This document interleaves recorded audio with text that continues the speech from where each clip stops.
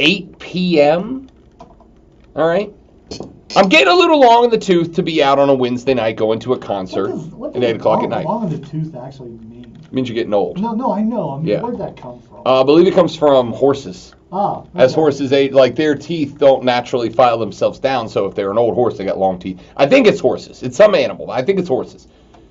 Doesn't matter.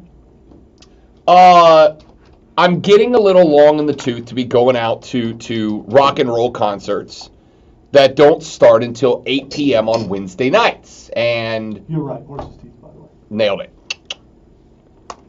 But I did it last night. And there's like 3 different stories that came from last night's shenanigans and adventures. And I'm going to tell all of them because I want to. I don't think you can talk about concerts and then say shenanigans and then not be a shenanigans. Working on that, by the way. Working on that. Hopefully, maybe next year, the boys of Shenanigans will come do Greenville. I want to see Devil Went Down to Georgia. Yeah, so do I. So do I, because I haven't gotten to yet. Those jerks. Anyway, last night went out to an old school heavy metal rock and roll show. It's been a long time since Rob Brown went to a heavy metal show. But of course, in true nerd fashion, I went to see a heavy metal band that plays Star Wars music. All right? They play all the soundtracks, and I'm talking from the old stuff, from the new stuff. They opened their show, great one, with a heavy metal version of the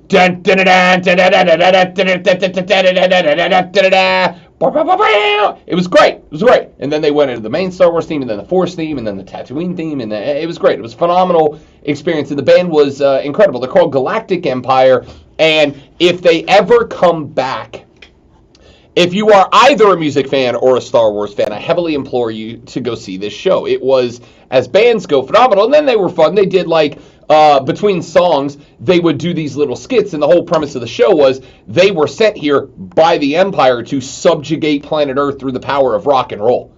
They have like a fake Death Star firing and everything. It was very cool. It was just, if you're a nerd, it was very cool. And I know that because about halfway through the show, I looked over to the other side of the bar because the only thing better than going to a great concert, Lonzo, is people watching at a great concert. Because music is a universal language, right? There are very, very few cultures in history that don't have music as part of their culture overall. Music is a universal language. Everybody can vibe with good music. And the great thing about shows like that is, you can kind of lose yourself in the music, in the moment. You want it? You better never... Okay, I'm not going to do that. Point is, people can lose themselves in tunes. How about spaghetti for lunch? Shout out to M. Love the shirt, by the way. Yeah, right? The shirt is wicked. Right? I just now noticed that. Yeah. I've been around you quite a bit this morning, and I just now saw that. This is the lead guitarist from the band. He goes by the name Darth Brooks. It's great, right? So that's what this band is. They're just Star Wars nerds who also play heavy metal music. It was phenomenal. The drummer, Boba Fett, helmet and everything. Played the whole show in a Boba Fett costume with the helmet on. It was unbelievable. So was enjoying. He wasn't lame like the series. No, he was killing it. Okay, all right. He was killing it. All right. So he's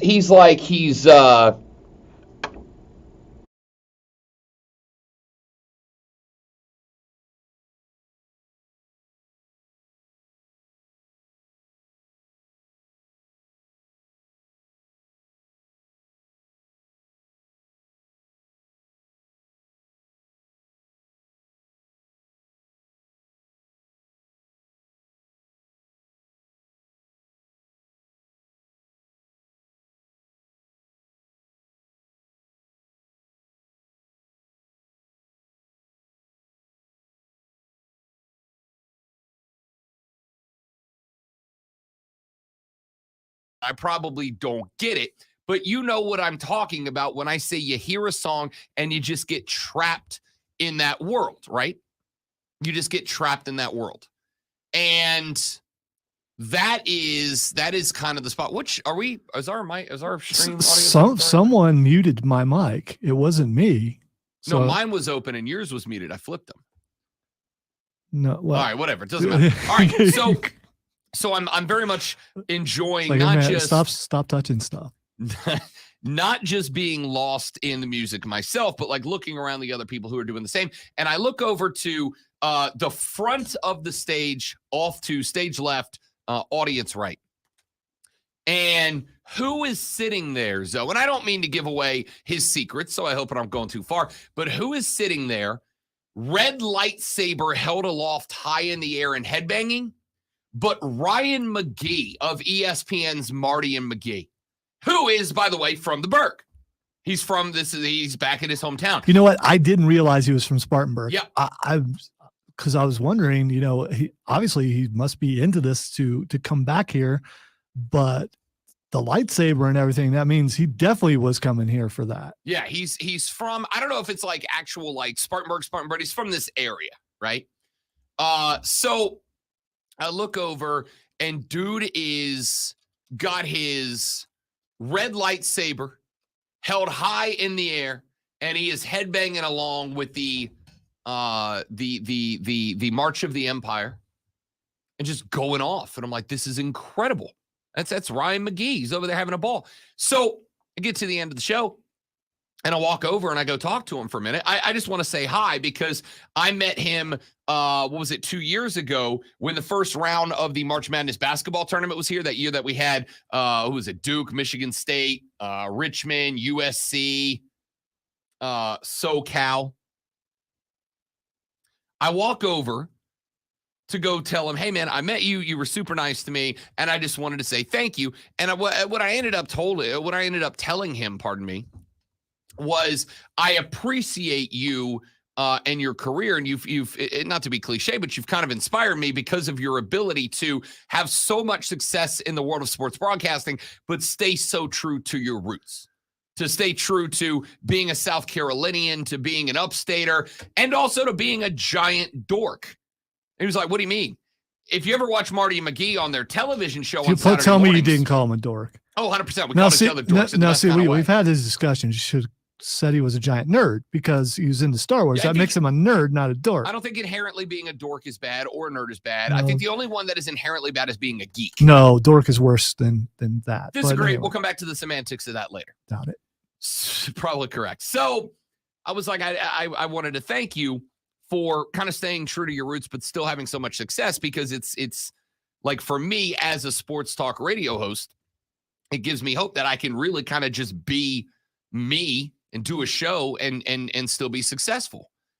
And he goes, what do you mean? And I said, well, I also have, because if you watch their television show on Saturdays, he's got a Captain America shield that hangs on the wall on his TV set behind him. And I was like, I also have a Captain America shield hanging in my office. It's been with me for probably 10 years. It's hung on the wall of every studio I've ever broadcasted from. And he goes, I knew I liked you. And then he stops and he goes, wait a minute. Were you talking about this show on the air today? I was like, yep, sure was. And he goes, oh, that's awesome. I heard you. I was like, do what? He said, yeah, I was driving in this morning. I was flipping around. I was flipping channels just to see what's on in the hood. And I came across a dude who was talking about this show. I'm here for this show. And I was like, oh, let me stop and listen to this guy. And I listened. So basically yesterday, he was a member of the Rob Brown Show Armada for at least the last 6 minutes of the show. But best part, I said, hey man, listen, I'd love to get you on the air. I'd love to get you on the show. What would you like? Who do I need to connect with to get you on the show? And he goes, you got your phone? I went, yep. He goes, here's my number. So he just gave me his number. So he shot me a text last night when I got to the house. He was like, hey man, great to meet you. Look forward to coming on the show. Absolutely. Cool. And dropped a may the force be with you on each other, because it just felt appropriate. And just to confirm, there's the text right there, Lonzo. I didn't need the confirmation, but it's cool. It's awesome. Yeah. It's awesome. So all that being said, Ryan McGee on the show next week. I am curious though, how many other people looked around and recognized him? And did he like it that he could just blend in? I think that was it, because it was me and Keegan. It was me and Keegan. Keegan was there with me. It was me, Keegan, and Andrew, the president of the Reedy River Riot Triumph Supporters Club. We were there, and Andrew didn't know who it was. I'm like, oh, that's who that dude is. And I showed him. He's like, that's pretty cool. Walked up to him after. It was him and his wife, who was a sweetheart, super, super nice lady. And that she was so kind and tolerated me stealing her husband away for a minute to talk football, or not even, we didn't even talk sports for the record. We talked Star Wars, heavy metal music, and the upstate of South Carolina and how incredible of a place it is. She sat there and she talked with us for like 10 minutes. And then when we were going to leave, Keegan, Andrew, and I were standing out front of the venue that we were at. And he came out to leave, and Keegan walked over. Keegan was going to throw away the popsicle because there was a guy out front just giving away popsicles for people coming out of a metal show, because metal shows are the best. I don't know. Best. I don't know if I'd have went for it. It was a guy from the venue. It was like a random guy. Okay, because that's the way you made it. Say, hey, man, you want a popsicle? Hey, man. I don't know if they can freeze meth, but it could be a possibility. So Ryan's walking by, and Keegan stops and is just like, "Hey, man, nice to meet you. Super good dude." And Ryan sat there and talked to him too. Super dude, man. So anyway, he'll be on the show next week. He told me he'd be happy to come on and come on and visit every once a month or so. Looking forward to that. Cool. And yes, and Keegan's pointing out, because I told them at the beginning of the story, dude was in the front row with not just a lightsaber, a red lightsaber, a Sith lightsaber. All right. So, banging. It was so great. Quality of lightsaber, is it just is it one that costs like a couple $100? No, it was a cheap one. Okay, all right. It's still the fact that he was going out. I'm not shaming or anything. I'm just curious if because I don't think you bring in one of those expensive ones to. No, there were a couple people that totally did. Now that being said, now the part that I have been asked about more than anything else. The answer to those of you that have asked, including the great one as we were coming on the air, is yes, I did hit the New Way Lounge yesterday. And yes, it was every bit as amazing as y'all told me that it was. All right? Keegan and I rolled up into the New Way at like 4 o'clock, sat down, and just was like, this bar's great. I'm home. Spectacular. But, ladies and gentlemen, Keegan did the research and discovered that this bar is, Lonzo, been in the Berg for 83 years. That bar has been in operation. When I told Joey B about it at the tailgate party last Saturday, he said, my great-granddad drank at that bar. My granddad drank at that bar. My dad drank at that bar. I drank at that bar. And when my kid is old enough, that'll be where I buy him his first beer as well. I hope he said it with a Southern accent. A little bit. Yeah. Because Joey B does not have one. Yeah. But just, you got to do that and do it with slow delivery. My grandpappy drank at that bar. It has bar. to be Boot Barn guy doing it for sure. My grandpappy drank at this bar. My granddaddy drank at this bar. My daddy drank at this bar. I drank at this bar. And when my boy is of age, he'll drink at this bar. It's great. It's so much better that way. So I had, and it was almost unfortunate because I was like, they're going to set way too high expectations for the New Way. And then I rolled up in that bad boy, and let me tell you, it has the firmest of Rob Brown seals of approval. It was incredible. The liquor drinks were not playing, and they were like $3. All right. The people that were working there were just, I say this and I mean this with all the respect in the world. They were the people that DGA bleep what you think. They just want their bar to be great, and they nailed it. All right. They nailed it. The bar was incredible, but the part that, and I pointed this out to Keegan when I got there, that I knew, and I'm sure, did you see the tweet in question, Lonzo? I did not. All right. Would you do me a favor and take a look at this picture that I took of the menu at the New Way? And will you say to me and the listening audience, Lonzo, what it is that you noticed about that picture, if anything? Let me hold it back here where I can read it. My granddaddy drank at this bar. Dogs are plump and juicy. My bad. Mm-hmm. Our plump and juicy all beef hot dog on a toasted bun. And then what? Classic. Mm-hmm. Served with mustard and onions. And then what? Chili. Served with our house-made chili, mustard, and onions. And then finally, chili and cheese. Served with mustard, onion, chili.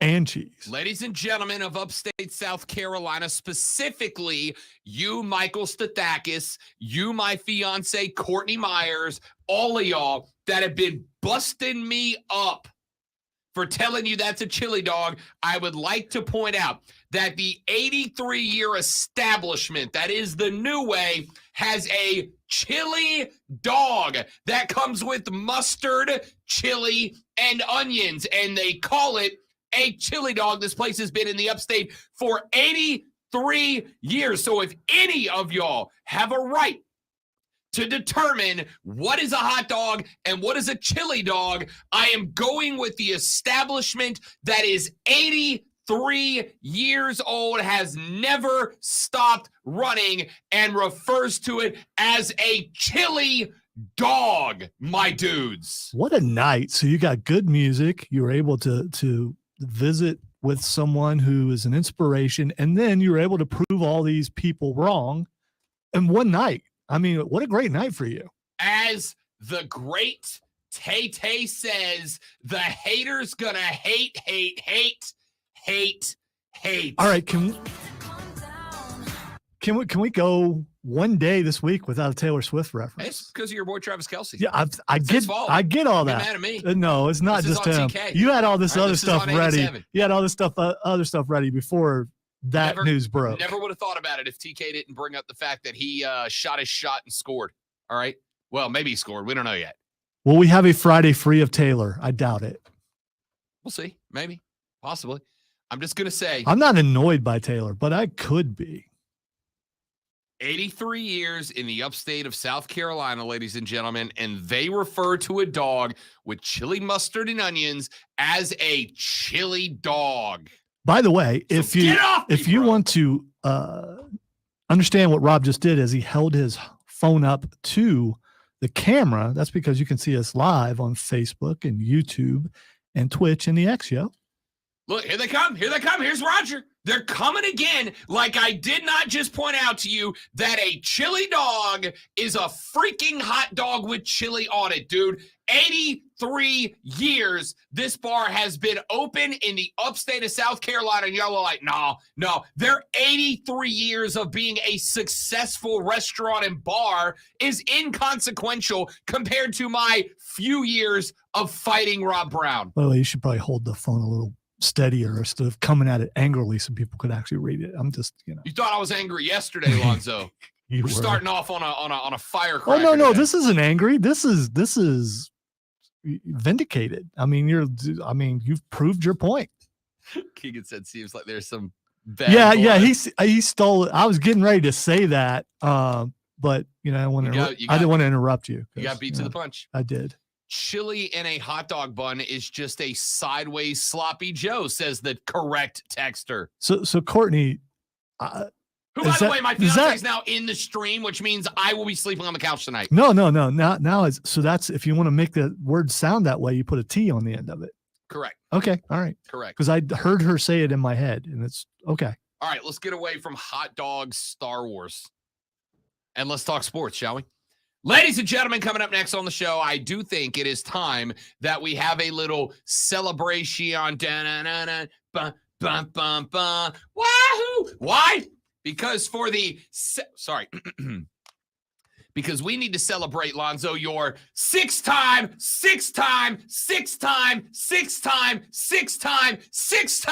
National League East champions, your Atlanta Braves, who wrapped up the division with, oh, by the way, 16 games left to play in the season last night, and they got to Selly on Phillies Field. It was incredible. So I want to talk a little Braves ball coming up here in just a minute as we celebrate your six consecutive time, because they've won it a lot more than that, but your 6 consecutive time NL East divisional champions. And, ladies and gentlemen, a team that needs, I believe, like 6 more wins to officially lock down the number 1 overall seed in all of Major League Baseball. And we got that coming up for you in just a little while. Then Rashad Beard of the Panther Nation podcast will join us in the last segment of this hour of the show. Then at 10:20, Emily Adams of the Greenville News will join us and talk Gamecock football with us.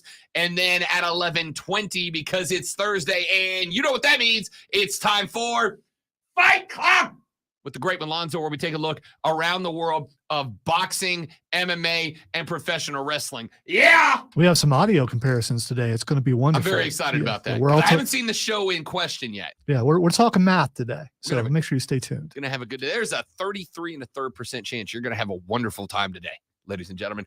That is the great one, Lonzo. My name is Rob Brown. Hot dogs with chili or chili dogs, and you're listening to the Fan Upstate. All right, guys, got a live read right here. Stay put. We'll be back in just a minute or two. Hang out.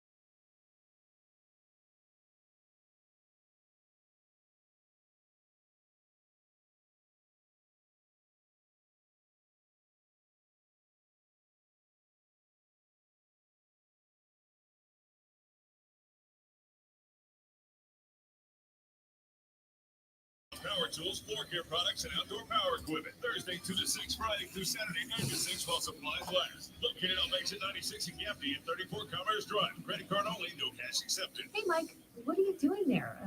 Staring at the ceiling. Oh, hi, Jen. Come check out the energy-efficient lighting I just had installed for my business. It's saving me a ton on my electric bills. Plus, Duke Energy SmartPath paid for almost 75% of the total cost. Wow, that's amazing. How'd you get them to do that? Yeah, Keegan, I think my eyes went bad looking at my phone. I do have glasses, but, you know, if I wear said glasses, it like presses into the side of. That's what happens when you have such a large noggin.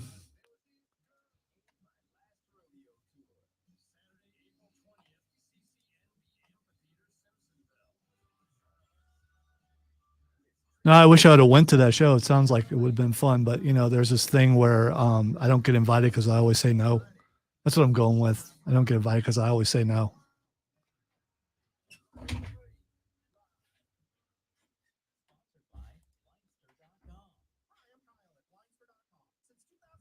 sure they wouldn't have had any shirts my size anyway.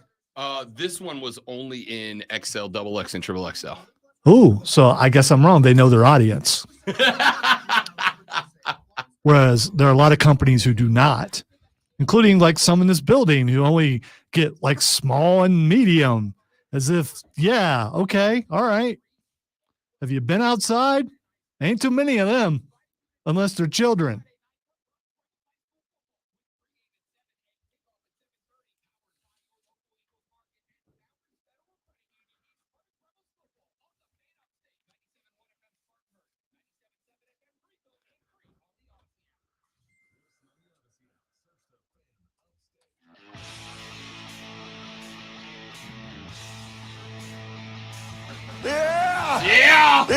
Yeah. Ladies and gentlemen, the Rob Brown Show is on your record. On your record? On your record player. You know why? There you go. I also may have purchased a vinyl record of the band last night because they were that good. Do you own a record player? I sure do. Okay. Sure is do. it vintage or is it one? No, it's new age, but you designed can plug to like look USB vintage. in and all that kind I of stuff. believe you can Bluetooth it. Yeah. Yeah, it's great. Yeah, my son has one of those, and he has a bunch of video game music and stuff. I actually bought him Mandalorian soundtrack on vinyl. Yeah, it's great. Ladies and gentlemen, your Atlanta Braves have just completed their 6th consecutive NL East championship. Last night, a 4-1 victory over the Philadelphia Phillies. It was the 17th victory for Spencer Strider. That leads Major League Baseball in victories and sets him up, should he remain perfect through the year, to potentially accomplish the 20-win mark on the season if he slates to finish. Now, we'll see if that is the case, because the Bravos are edging ever closer to locking down not just the number 1 seed in the National League, but the number 1 overall seed in the National League, which of course would mean that should they make the NLCS and should they make the World Series, those 2 tournaments would end up running through the city of Atlanta, Georgia. I have a few things that I want to point out. The first thing is, ladies and gentlemen, that Alex Anthopoulos, as far as I'm concerned, is the GM of the decade. Not in Major League Baseball, just in sports. I was trying last night when I got home, once my ears stopped ringing, I was trying to think, in the last 10 years, what general manager has done a better job with their franchise than Alex Anthopoulos in the Atlanta Braves? And I can't come up with one. The Braves have won the NL East and therefore have gone to the playoffs 6 seasons in a row. One of those 5 they have played so far, they did win a World Series. The times that they did not, with 1 or 2 exceptions, have by and large been eliminated by the number 1 overall seed. They did get I think last year was probably the one year you would say was a postseason disappointment, getting blanked by the Philadelphia Phillies. But hey, it is what it is. I thought that. Are we just talking baseball? Or are we talking all sports? I'm talking all sports. I'm asking, like, as a. I would throw Brett Veach in there. Who is KC? Yes. Yeah. I would say that's probably. Not just because it's my team, but because of. Well, yeah. I would say that's a good argument, but here's the thing. The Braves every year have made moves during the trade deadline.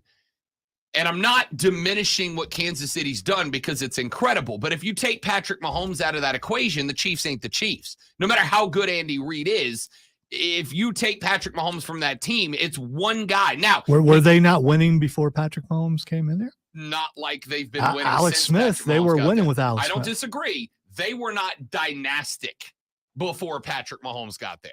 Now they are, like, let me put it this way. The Chiefs lost their first game. Granted, you and I both agree it was 100% because because Travis Kelce was unavailable. I was going to say there was a hyphen Yes. slash in there. Yeah. Because you didn't have the Patrick Kelce connection. That was part of it for sure. That's all of it to me. If Travis Kelce's in that game, I'm not kidding you. If Travis Kelce's in that game, they win by 2 touchdowns. I don't know. Chris Jones being there probably would have helped some. I don't disagree. But if Kelce came back and Big Stones Jones did not, Kansas City still wins that game by 2 touchdowns. All right? When Kelce gets back and healthy, and he is practicing limited practice this week, I do not think he will go against Jacksonville. So I'm very inclined to take Jacksonville plus 3.5, although I'm sure that number's probably going to come down to plus 2.5 at some point. I very well may take Jacksonville. Not to win, but to cover. Now, if it was not for Patrick Mahomes, they'd have lost that game against Detroit by 2 touchdowns. With him and Kelce both, they do. But the point here is, I think that Veach has done an excellent job because there are moves that have been made. You've had to rebuild the offensive line a couple of times. You've been working through. How big was realizing Isaiah Pacheco to add to the mix? My dude unseated Clyde Edwards-Helaire. At the same time, the Braves have lost a few players that you were visibly and audibly upset about, and they've been able to overcome replace that. Replace stock. Freddie Freeman left, and Braves fans thought the sky was falling. They bring in Matt Olson, and what is Matt Olson doing? Not much, Lonzo, just leading all of Major League Baseball in home runs and is a Golden Glove first baseman, right? There is not another first baseman in Major League Baseball that could have served as a better replacement than Freddie Freeman. Atlanta recognized that, made the move, brought in the guy, and the Braves fans who thought the sky was falling had to back off. Every year, it seems like at the deadline, they go get a guy or some guys that can make the difference. Go back to that World Series run. The one-year rental of guys like Jock Peterson won Atlanta a World Series. This year, the only moves the Braves made were bringing in middle relief pitching, which was the biggest weak spot on the roster. And now you've got guys that are setting up Raisel Iglesias and others, guys like Brad Hand, who are doing an excellent job. Alex Anthopoulos is the GM of the freaking decade at this point. And I mean that across every professional sport. I do not think there is an NFL general manager. I do not think there is an NBA general manager. I do not think there is an NHL general manager who has been as beneficial for his club or his team as Alex Anthopoulos has been in Atlanta.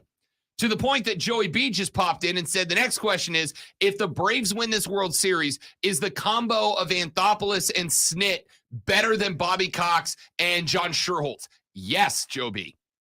Yes, it is. Bobby Cox is a legendary manager, without a doubt. But Brian Snitker has gotten it right more than he's gotten it wrong. And for the record, about 2 years ago, 3 years ago, even though they were winning divisions, I was kind of ready to pull the trigger on Snit and go, we got to throw somebody else in here, all right? Because it seems like everything's going right except the management. Then Snit won a World Series. And then I had to put it in perspective of, well, only one team can win a World Series, right? The Cubs went, 99 years or whatever that dumb number was without winning one? And the Braves got one. Bobby Cox also, for the record, got 1 World Series. So Snit has the same number of rings as Bobby Cox does, but this team has now won 6 consecutive series. Absolutely, Cox and Schuerholz take a backseat to AA and Brian Snit, without a doubt. Then you got Ronald Acuna Jr., who is your, at this point, runaway National League most valuable player vote getter. He is going to win that award. Matt Olson, who leads the MLB in dingus and RBIs, because he's that guy. You put together a, when they're healthy, outstanding starting lineup. Outstanding starting lineup. Between Elder and Morton and Strider, you've put together a wonderful starting lineup. The bullpen has one of the top 6 ERAs in baseball right now. For all the complaints about back-end pitching for Atlanta, statistically speaking, You can't be much better than they have been. The only spot that we had a question about was probably middle reliever. And so the Braves went and addressed that in free agency and did so well. This team is complete. Now, I'll tell you where the Braves' biggest problem lies. Looking if the season ended today, it doesn't. There's a lot of juggling still to go. If the season ended today, the Braves, of course, have the number 1 overall seed in the National League. The Dodgers would be the 2 seed, meaning the Braves and the Dodgers would both get a wild card round bye. Major League Baseball does their playoffs as a bracket. The NFL does not. In the NFL, the highest seed plays the lowest seed every round. Second highest seed plays the second lowest, right?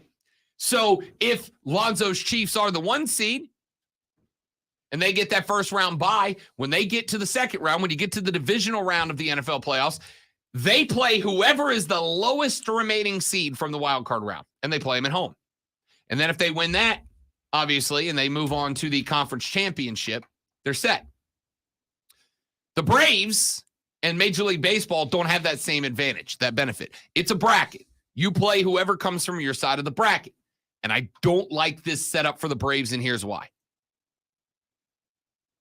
The 4-5 game, the winner of the 4-5 series would move on to play Atlanta in the NLDS, the divisional series. Right now, that's Cubs-Phillies, the 4-5 matchup. Milwaukee-Cincinnati would be your 3-6 matchup if the season ended today. Now, that's going to change up potentially because there is still the chance that Arizona could climb into this thing on the National League side. As it stands right now, the Diamondbacks are 76-71. The Reds, who are the current holder because of a tiebreaker, are also 76-71. And oh, by the way, if you're keeping score at home, the Miami Marlins, fly, Marlins, fly. Scott Stapp did a fight song for the Miami Marlins. It's freaking incredible.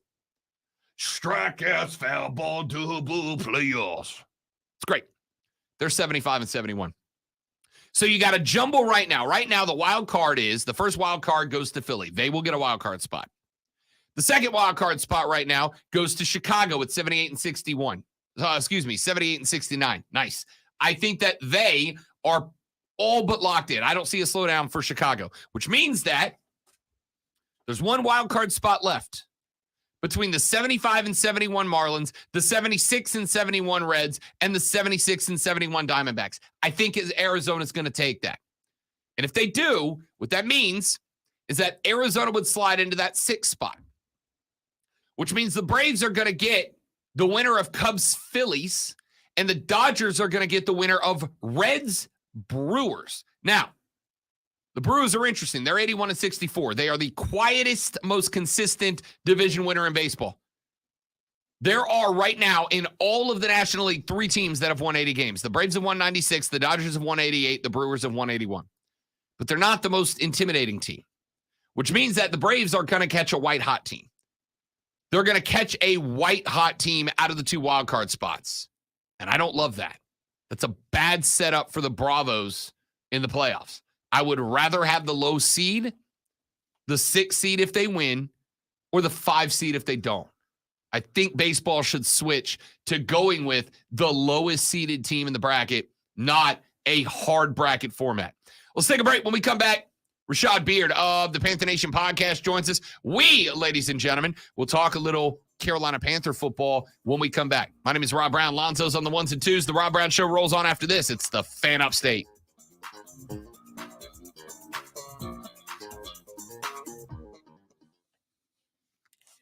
All right, guys, we're going to step away for just a moment while we get Rashad lined up. We will be right back. Don't go anywhere.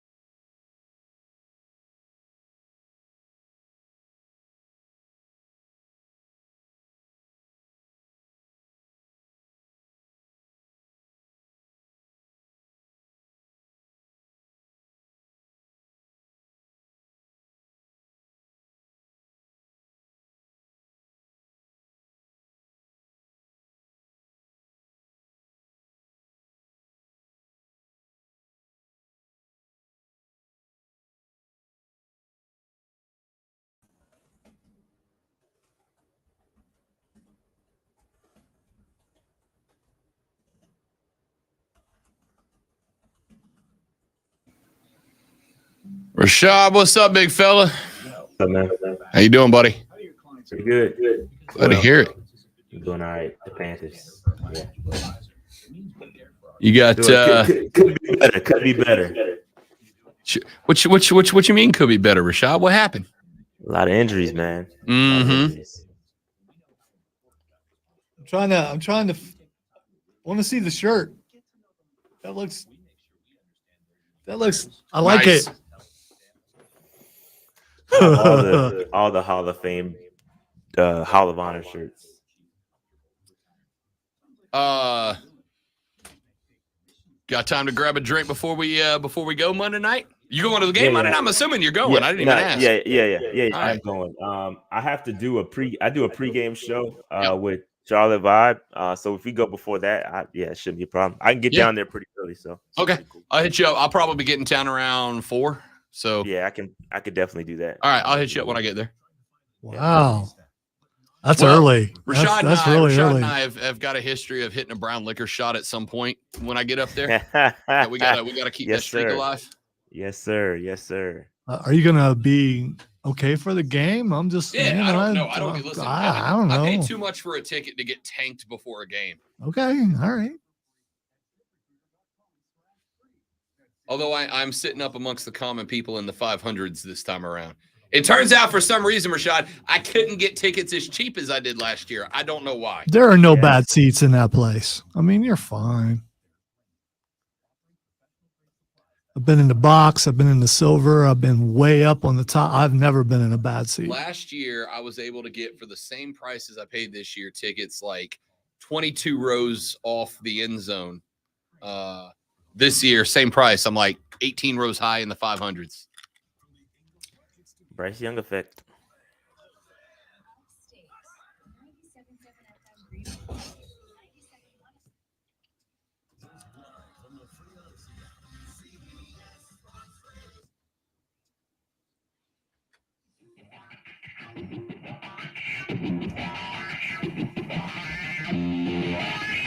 Twice a year, when Rashad Beard comes on the show, it gets a little contentious. All right, twice a year, there's a little head button. It's all out of love. All right, but it gets a little contentious, and this is one of those weeks because week 2, the Carolina Panthers have a Monday night football game when they welcome in first ballot Hall of Famer Derek Carr and his New Orleans Saints to take on BY and the Carolina Panthers. Rashad Beard, what's up, big dog? First ballot. Is that what we're doing? Is that how First we're gonna ballot get Hall this of thing Fame, started? baby. Jeez. You know what's about to happen. All right. Soon as we can stick better than a high school offensive line in front of Derek Carr, those numbers skyrocket. All right. Yeah, Just gonna Good luck skyrocket. with that. Good luck Hey! with that this week. Breeze struggled in his first game too, buddy. And then what happened? Yeah, we'll see. You got high expectations, man. Look, I'm a Saints fan, dude. If you don't have high expectations, it's just going to be misery all the time. Rashad Beard enough. is the host of the Panther Nation podcast, which you can follow on Twitter at Panther Nation PC. But more importantly, make sure you are subscribed to their YouTube channel. And Shad, let's get into it. And let's start with this, man. I don't think we can start anywhere else, but the injury list is extensive and it ain't great, dude. Brady Christensen went yesterday from IL to done for the year. JC Horn is out multiple weeks with a soft tissue injury. Guys are banged up after just 1 week for Carolina. What's your thoughts on all of that? Yeah, not a good start. We're already shuffling the offensive line. We played relatively well yesterday. On Sunday, especially with the first half. They played really well. I was trying to see that be consistent. We were really hard on them in the preseason. They bounced back, but now with Brady Christensen gone, it's going to have a major impact. The bright side of the injury is that you are going to move Chandler Zavala to the left side, which is his natural side, and maybe you slide in Cade Mays, Justin McCray, somebody in there on the right side, and just kind of get through the time that we're waiting for Austin Corbett to come back. So it's not all lost. Much worse news for JC though. The soft tissue, never something you want to see with a speed guy or a cornerback. Those hamstring injuries linger. It could be a while. I envision more than 4 weeks. I can envision season ending, to be honest with you. That's kind of what the demise of Julio Jones was, all the hamstring injuries. So it could be bad. It could be bad. I hate to see it. The guy just cannot stay healthy, and it sucks for him as a player. But for my team, we really have to address the cornerback position. CJ Henderson, who I like, is going to step next man up. We'll see what happens. Talk to me about that, because I was cruising the message boards last night, and there was a whole thread on Reddit about CJ Henderson, and it was like half the dudes in that thread were trying to have the guys back, and half the dudes on that thread were like, even Derek Carr is going to cook us if that's what we're trotting out there. Where do you land on CJ Henderson's ability to kind of protect the flanks against this high-octane, high-powered, all-time great Saints offense? Okay, a little too much there. But yeah, so asking me about CJ Henderson, I'm a little biased. I like CJ Henderson. I watched what he did at Florida. He has the tools. Unfortunately, he has not clicked yet. He's just not there. He just doesn't have the ball skills. He's always in position. He's right there. If he would just locate the football and convert some pass breakups or some interceptions, he would be great. But for some reason, he just cannot get his head around. It's frustrating. Panthers fans, like you said, they're all over the place. Some people love him, some people hate him. I, for one, I'm not out on CJ Henderson yet. This is a great opportunity for him. There's no pressure, right? JC's not coming back anytime soon. He has time to kind of cement himself as the next guy up. But I like CJ Henderson. I think he has the tools, but we'll have to see. I do think you went a little extra there on all the little sauce you gave the offense. But I do think, the Saints do have some offensive weapons that we have to be concerned about. And it's going to be a tough test for sure. No, I do. Listen, jokes aside, it's interesting that Mike Thomas caught a handful of balls, not electric, nothing big. I think the threat for Carolina this Monday is Chris Olave. It was Olave that was coming up with the catches. It was Olave that was coming up big on third downs. And they even worked him into the run game a couple of times with a couple of end arounds and a couple of toss sweeps, and he was able to turn stuff in.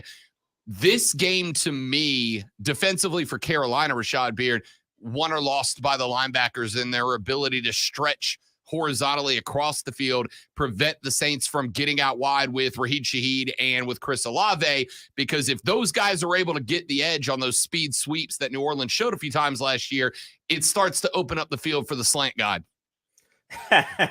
Yeah, slant god. Yeah, you nailed it. That's funny. But yeah, if that's one part of the game, that's what I'm not concerned about. The linebackers and their speed. I'm not concerned there. I'm concerned about us getting beat deep. It's just, man, we play so well, and it's just one or two plays that we'll give up, and it's just like, oh man, well, it's over. Like, we just cannot seem to make the stops. Now, with that said, there's a strength on this defense. Like we just talked about the linebackers. I mean, Derek Brown has been monstrous. Brian Burns, monster. Okay, he says he's not playing with the chip, but I'll be.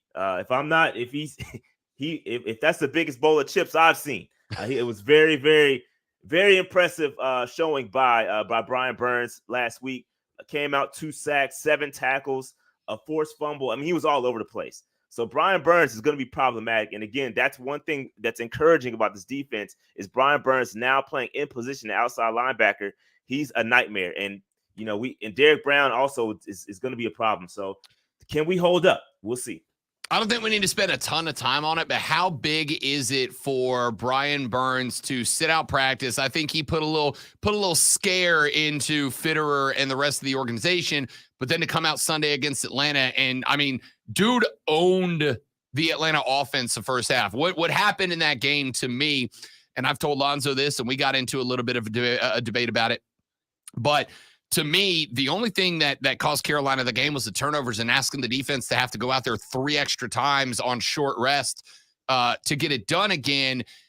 Brian Burns dominated in that game. He got asked about playing afterwards. Hey, you're not getting your contract. Why are you out there? He said, I just want to dominate. And to me, Brian Burns on Sunday showed that he's worth the contract that he's asking for. I mean, I know initially a lot of people were going, that Bosa money's real high for that dude. But he looked better than Joey Bosa on day one did. Yeah, but Bosa didn't also. He didn't participate in any of the offseason. So he's got a little edge up there. But yeah, I do think he is He's absolutely worth the money that he's asked. I think $28 million was the ask. I mean, the price is going to do nothing but go up. I mean, if he has a 15 sack year, what could have been $28 million now turns into 30 plus. So you could have had him at a lower cost.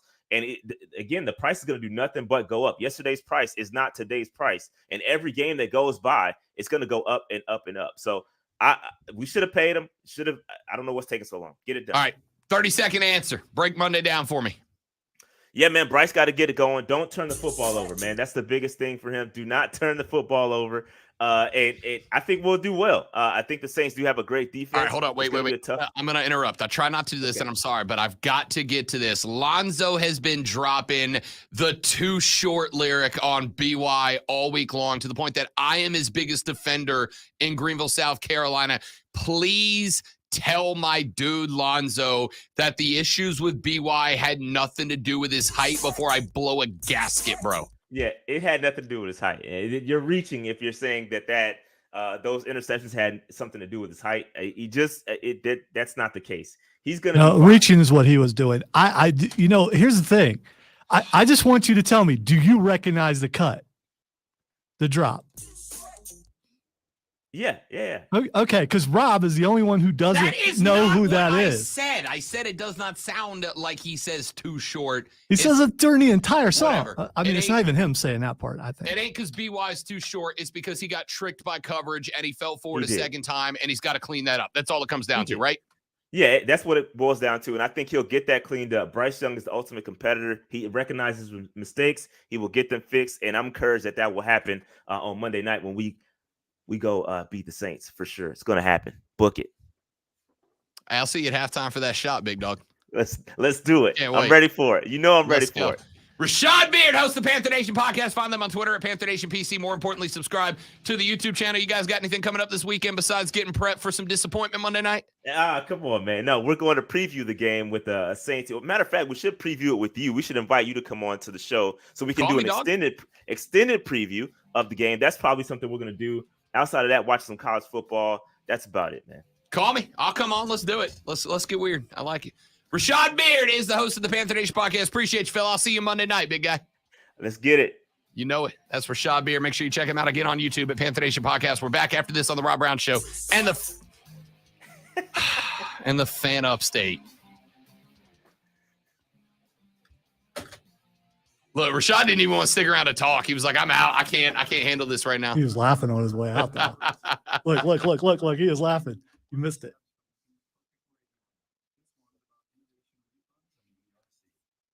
Which is why I said that, But you got it. How am I BY's biggest defender in the upstate of South Carolina? I don't understand it. See, because I might be clever. The too short thing might be a cool thing after he starts winning, because it can go either way if you're a fan of the rapper and what he was able to do. But right now it is negative because I still disagree. I still think he had trouble seeing some things, like a particular defender who had no problem seeing what he was going to do. But,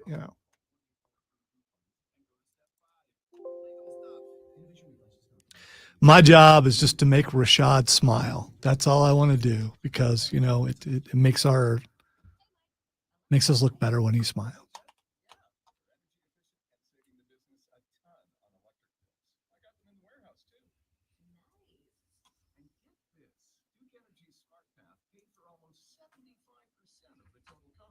Wow, Duke Energy. How'd you get them to do that? It was easy. Just look up the Smart Path program. Duke Energy. Forgot all about that being Monday night and you going. Good for you. That's why I'm off on Tuesday. Now everything makes sense. Yeah. I just, okay. You told me you were going to a game, and for some reason I just didn't think about it was Carolina, New Orleans. Also, check this out. He did. He already talked about it, Steven. Check it out in the first hour on the podcast, or, go to the Odyssey app because you can rewind. Thanksgiving weekend. And this is the year we stay here for Thanksgiving. Oh, cool. Thanksgiving weekend, Lonzo. Yes. Has Clemson, South Carolina on Saturday. Mm-hmm. New Orleans at Atlanta on Sunday. And I think I've got her talked into doing both in one weekend. Going to Columbia Saturday night, coming home, sleeping it off, waking up Sunday, driving to Atlanta, and doing both rivalry games in 2 days. Well, I'm on vacation the entire week of Thanksgiving, so I'm just letting So you know. don't care? No, I mean,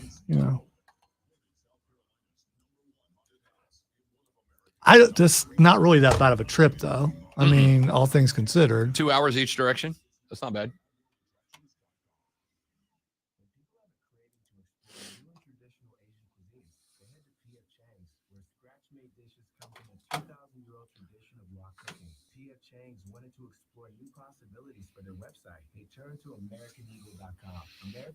Had to decide between the Too Short or the 007 music, and I forgot about the 007 music.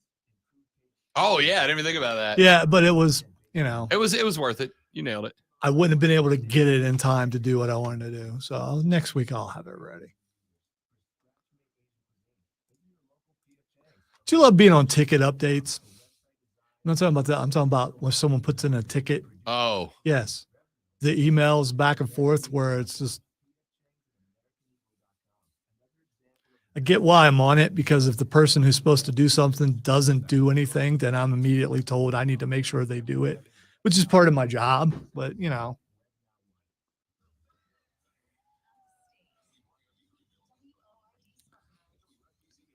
that'd be a good idea for him, Joe. Just go halfway and stay in a hotel. Although you go halfway and you think, I got some more. I'm just going to go home. That's another thing of age where your bed is much better than anything else 100%. That you're going to sleep on. I've been in some lovely hotel beds that you're just like, this is nice, but there is no bed after a long day like you own. That's just science.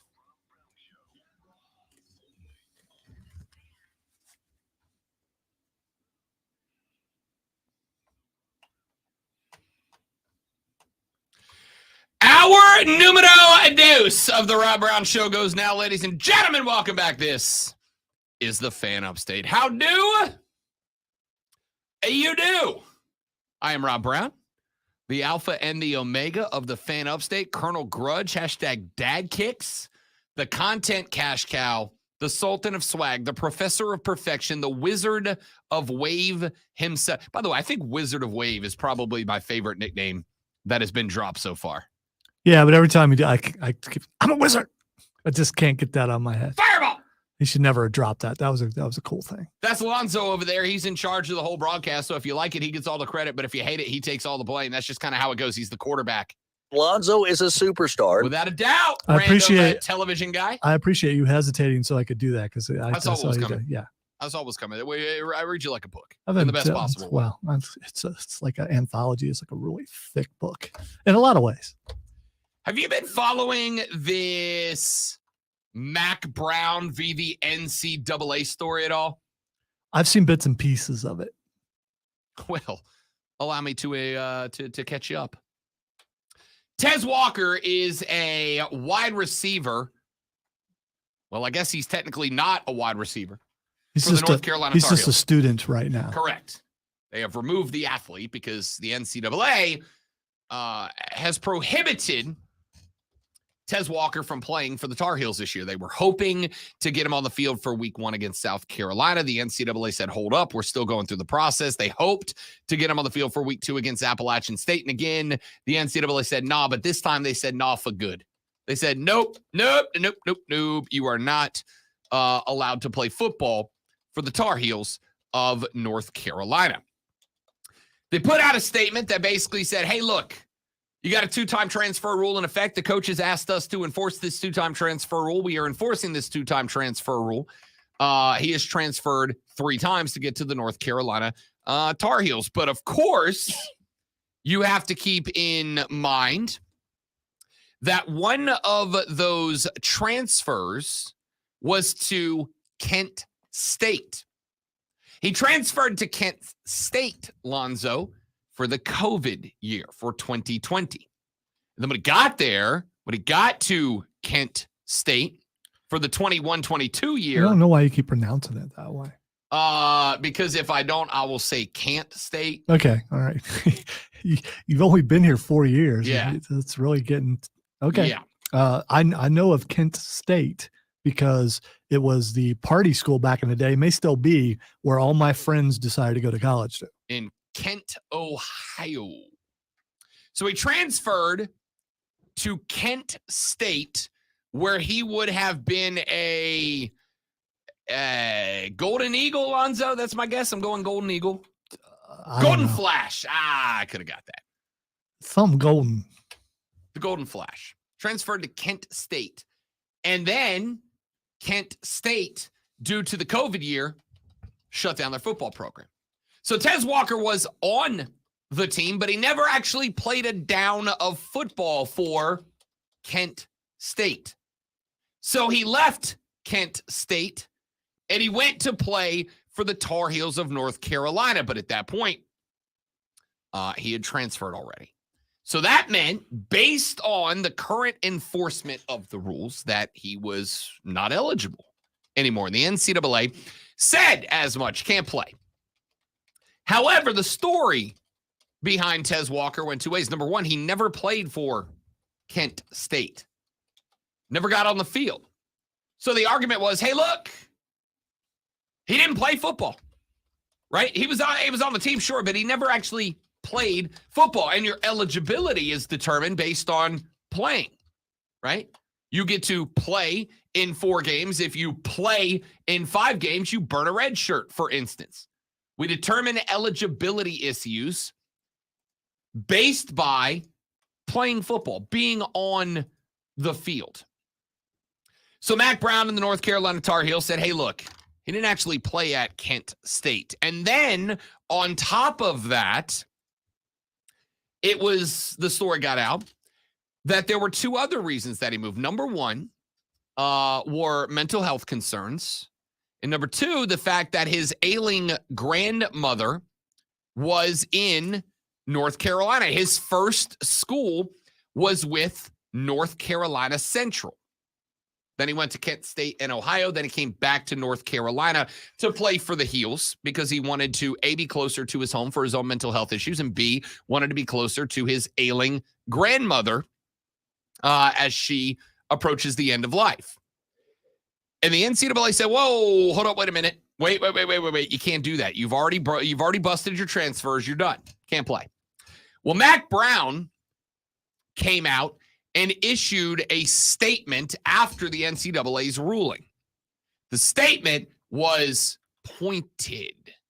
He said, quote, we're absolutely crushed to learn that Tez Walker's eligibility has been denied for this season and he won't be able to play. I don't know that I've ever been more disappointed in a person, a group of people, or an institution than I am with the NCAA right now. It's clear that the NCAA is about process and it couldn't care less about the young people it's supposed to be supporting. Plain and simple, the NCAA has failed Tez and his family, and I've lost all faith in its ability to lead and govern our sport. They've messed so many things up as it relates to college football, and now their failures have negatively impacted the life of one of our own. Just imagine what it's like for Tez to be so excited to come home and have a chance to fulfill his childhood dream of playing for North Carolina in front of all of his family and friends, only to have it taken away despite doing nothing wrong. I can't begin to understand how this happened. The decision makers at the NCAA and on the committee should be ashamed of themselves for doing this to a young man, as has clearly been documented.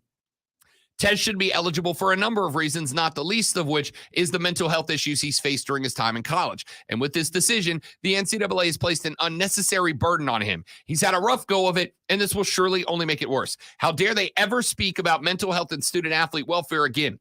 We've got complete rosters overhauled through the transfer portal, players playing in their 8th year of college, players playing at their 4th school, and the list goes on. Yet Tez Walker, who has only played football at 1 school, isn't eligible. It makes no sense, and it never will. Moving forward, our Carolina family is strong, and we need to wrap our arms around Tez, lift him up, and make sure we continue to do all we can support him. He's continued to work on the field and all, blah, blah, blah, blah. Long story short, he goes on, and he just absolutely roast the NCAA. Roast the NCAA. By the way, I do apologize. I got my I got my schools backwards. It was NC Central. He transferred from NC Central to play at Kent State due to NC Central canceling their season due to COVID because they were FCS. You are correct, Texter. Thank you for correcting me. That is my mistake. I apologize. I got my schools backwards there. It was NC Central who canceled. He then went to Kent State and played and then transferred from there over to North Carolina. But back to why I'm bringing this back up. It's an old story, Rob. Why are you bringing this back up? Well, I am bringing it back up because the NCAA and their Division I board said earlier this week that they are, quote, troubled, end quote, by the comments made by Mack Brown. And the board said that they had received, quote, violent and possibly criminal threats, end quote, that had been directed at committee members and was, quote, coordinating with law enforcement, end quote. They did not provide any other specifics. And if those threats are true and this did happen, then yes, obviously they wouldn't do that. The statement went on to call out Brown in the final paragraph after Brown said he did not know if he'd, quote, ever been more disappointed in a person or a group of people or an institution than I am with the NCAA. Brown, of course, ended his statement by saying, quote, shame on you, NCAA, all caps, shame on you. In a separate statement. Why'd you sound like Vince McMahon when you did that? You're fired.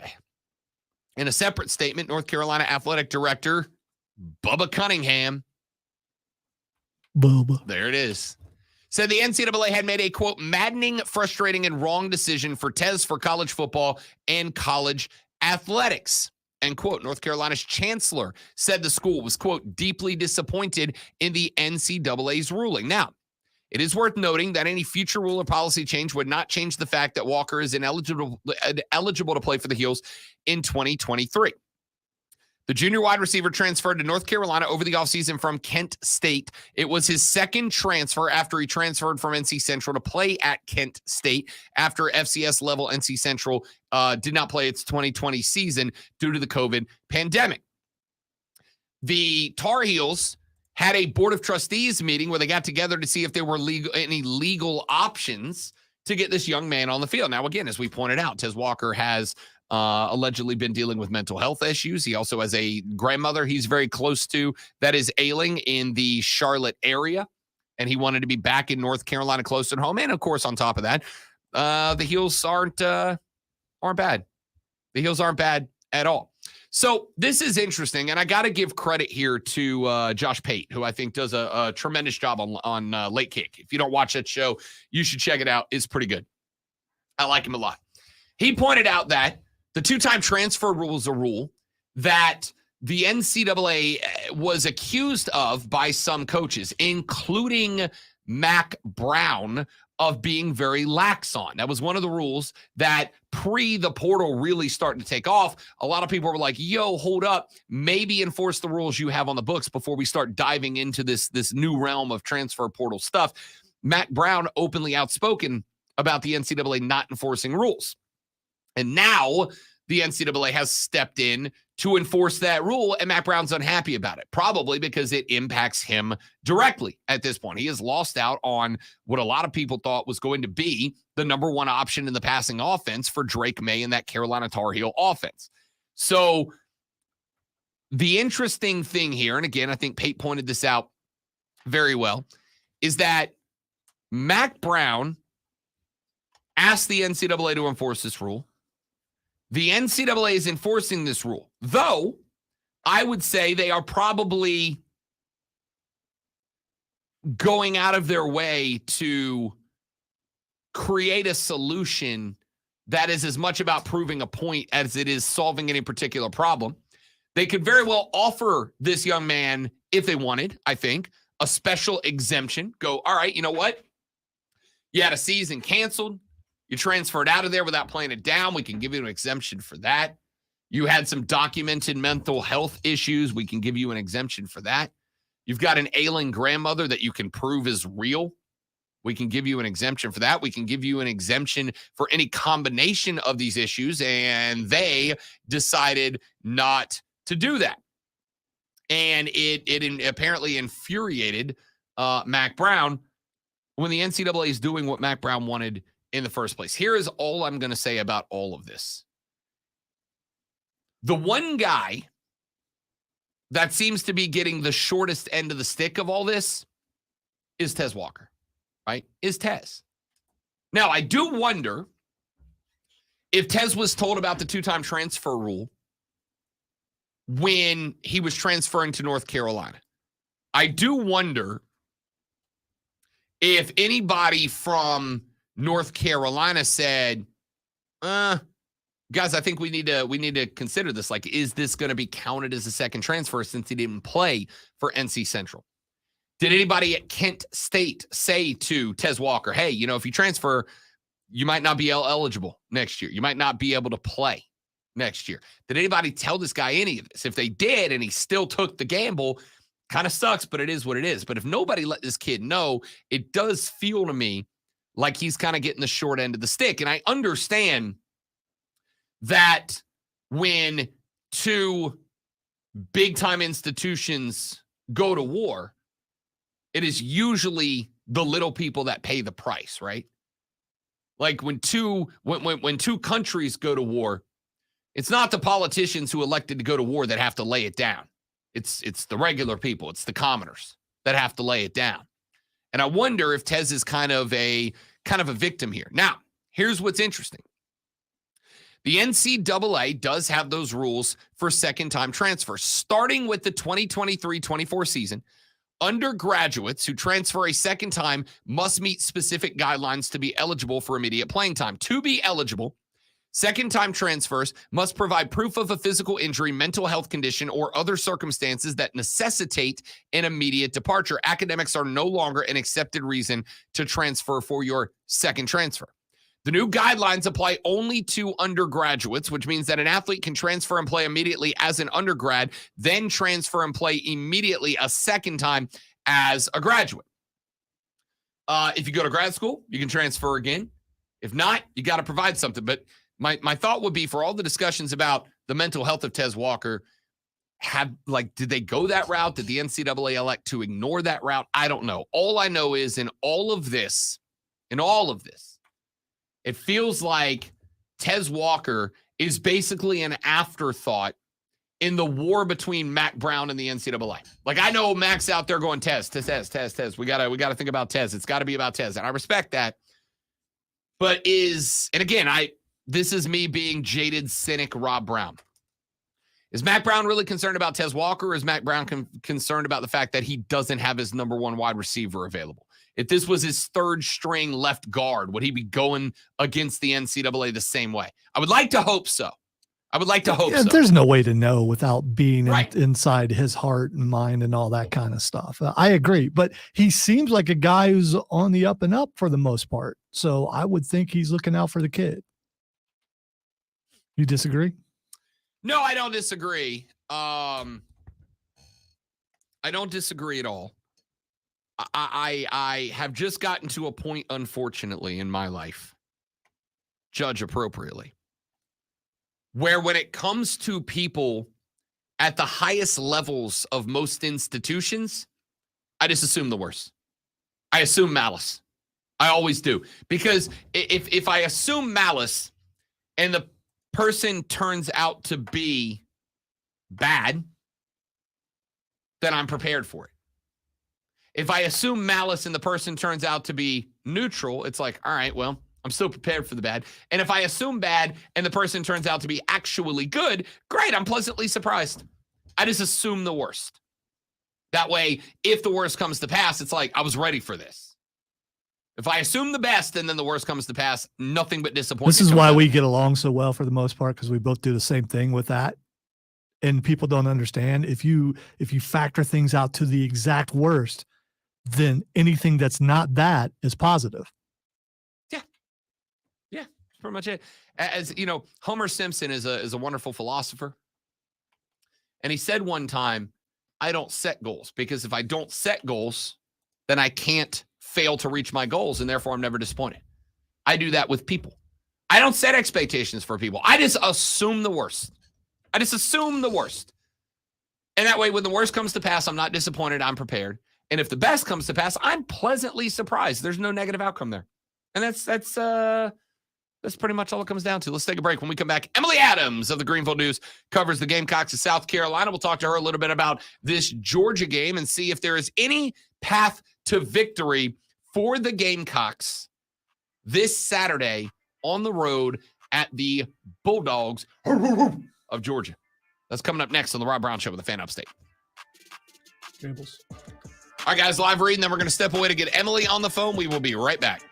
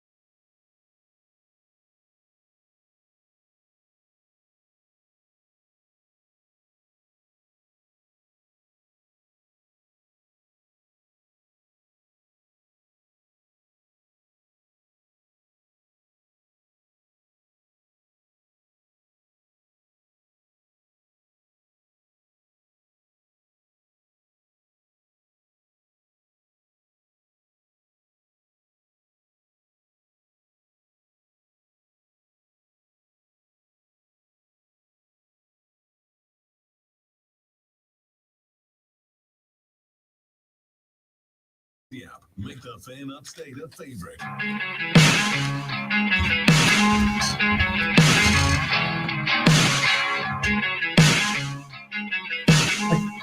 Off we go, ladies and gentlemen, as we roll through hour number 2 of the Rob Brown Show right here on the Fan Upstate. I am Rob, the great one Lonzo, in charge of the radio broadcast today. CarPros.com text line is up for you at 71307. Start that text with FAN, F-A-N, FAN, F-A-N. We will read them on the air. But before we do, let's welcome back into the show a friend of the show and a friend off of it. She covers the Gamecocks of South Carolina for the Greenville News. She is Miss Emily Adams, joining us back here on the Rob Brown Show. Good morning, sunshine. How we doing? Good morning.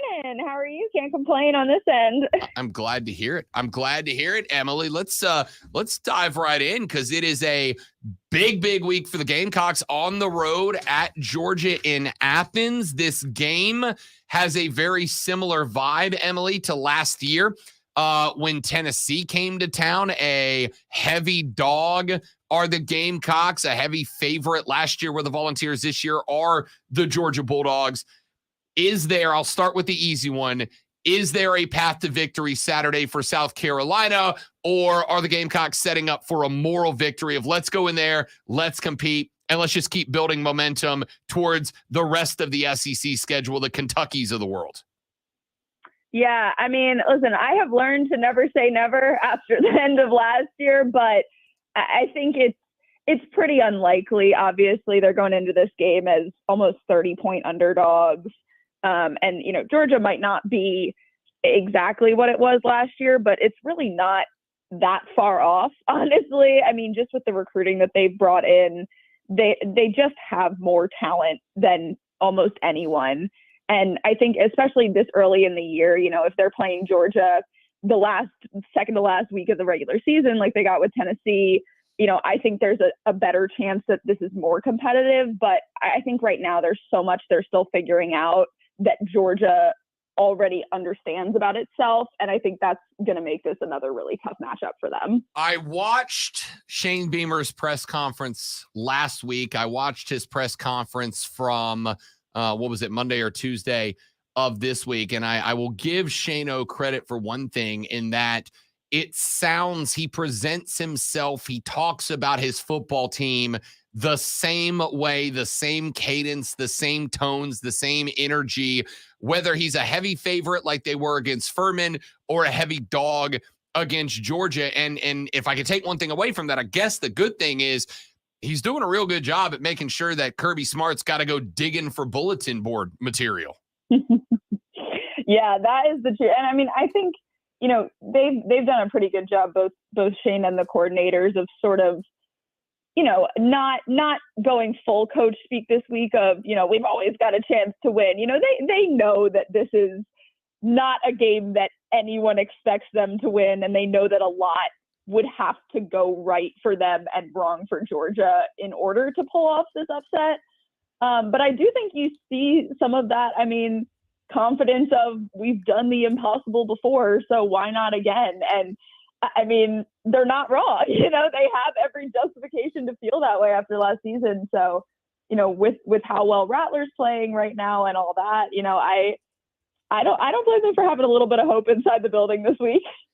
Emily Adams from the Greenville News joining us here on the Rob Brown Show and the Fan Upstate. So, Emily, I said going into this game that it is an improbable outcome, but not an impossible outcome for a win here for a couple of reasons. Number one, Georgia's still very good. They're still one of the best teams, if not the best team in the country, but I do not think they are as good this year as they were last year. And last year, we saw some teams, including Ohio State, kind of find different ways and throw different looks to compete with Georgia. One of them is a mobile offense. And I'm not just talking about running the ball. I'm talking about moving the pocket. I'm talking about having the offensive line block laterally, not just forward. I'm talking about making sure that Spencer Rattler is running while setting up passes so that his legs are part of the equation. I'm talking about a lot of quick passes. And these are all things that we saw, or at least I saw, I don't know if you agree, the offense work into what they were doing against Furman.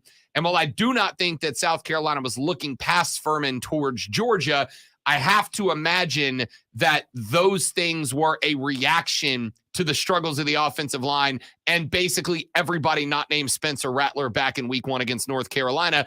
Did you see the same thing? Do you think that is kind of what the offense looks like going into this Georgia game and through the rest of the season? Yeah, I think so. I mean, I think, Dal has figured out pretty quickly and, what should have probably happened last year, which is that Spencer Rattler is the best player on your offense. I mean, just point blank. And if you want to have a chance to win football games, you have a better chance when the ball is in his hands and when he is sort of in control of what's happening. So, I think the hard thing for me with that Furman game is sort of evaluating how that's going to translate against a team like Georgia, where, I mean, Furman is no slouch for an FCS team, but they do not have the bodies in the trenches that Georgia has. They do not have a defensive line that is just, capable of shredding even really good SEC offensive lines. And South Carolina's offensive line is just, it's not a very good SEC offensive line right now. So, again, if this is the second to last week of the season, do they have some of those concepts down better? Are some of those freshmen further along? But right now, I don't know if they have the talent to actually run the things they want to run, or if this is going to look a little bit more like what happened at North Carolina. Emily Adams from the Greenville News joining us here on the Rob Brown Show and the Fan Upstate, talking a little South Carolina at Georgia.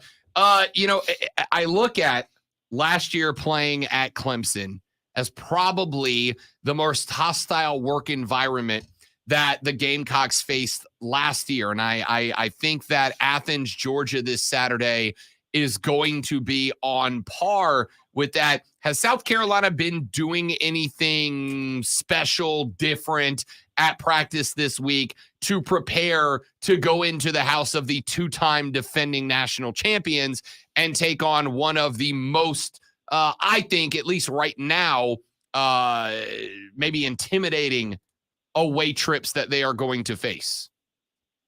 Yeah, they talked a little bit about this week, both players and coaches. DeCarrion Joyner was obviously, in Athens in 2019 when they pulled off that upset. And so I think, there's a level of preparation just in that, this coaching staff's been around the SEC, a lot of them. Shane has both coached, on the Georgia sideline and against it.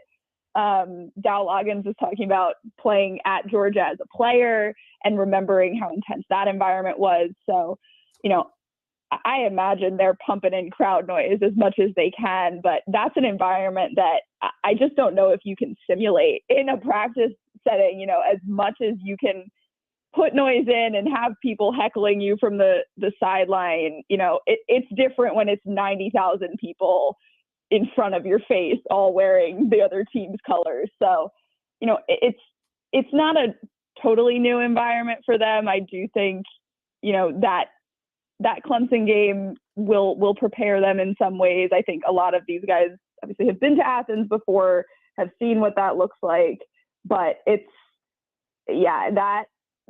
it'll be my first time in Athens. So I'm excited to see it for the first time because I have heard nothing but good things about how intense that stadium is. Emily Adams here on the Rob Brown Show and the Fan Upstate. What do you expect out of Spencer Rattler, SEC Player of the Week last week? No surprise, dude put up impressive full game numbers in a half. You go back to what he did against North Carolina. Like I said, I think he was the bright spot in that L to the Tar Heels back in week 1. But this is obviously, I don't feel like I need to say it, but I will for the sake of setting up the question, the best defensive line Spencer Rattler has played probably since he got to South Carolina, even without Jalen Carter and the rest of those guys that went to the league last year. This DL for Georgia is kind of their bread and butter. So what do you expect out of that young man? Hopefully Antoine Juice Wells is going to be back. And listen, I respect Shane. I don't believe that guy's been fully healthy. If he has been, it's criminal. He has not been used, but if he is good to go, Xavier Legette is 100%, et cetera. What are the realistic expectations for you for Spencer Rattler on the road at Georgia? Yeah, I mean, they're high, and they might be too high at this point, but I really like what we've seen from him through these first 2 games. I mean, even in that North Carolina game, it is just so encouraging to see the kind of stat line that he had with how bad the O-line played in that game. I mean, that was not a good game for that team at all. And Spencer still, 350 yards, 80% completion percentage. You really can't ask for more than that. And so, I don't doubt that he is capable of going and doing that again against Georgia.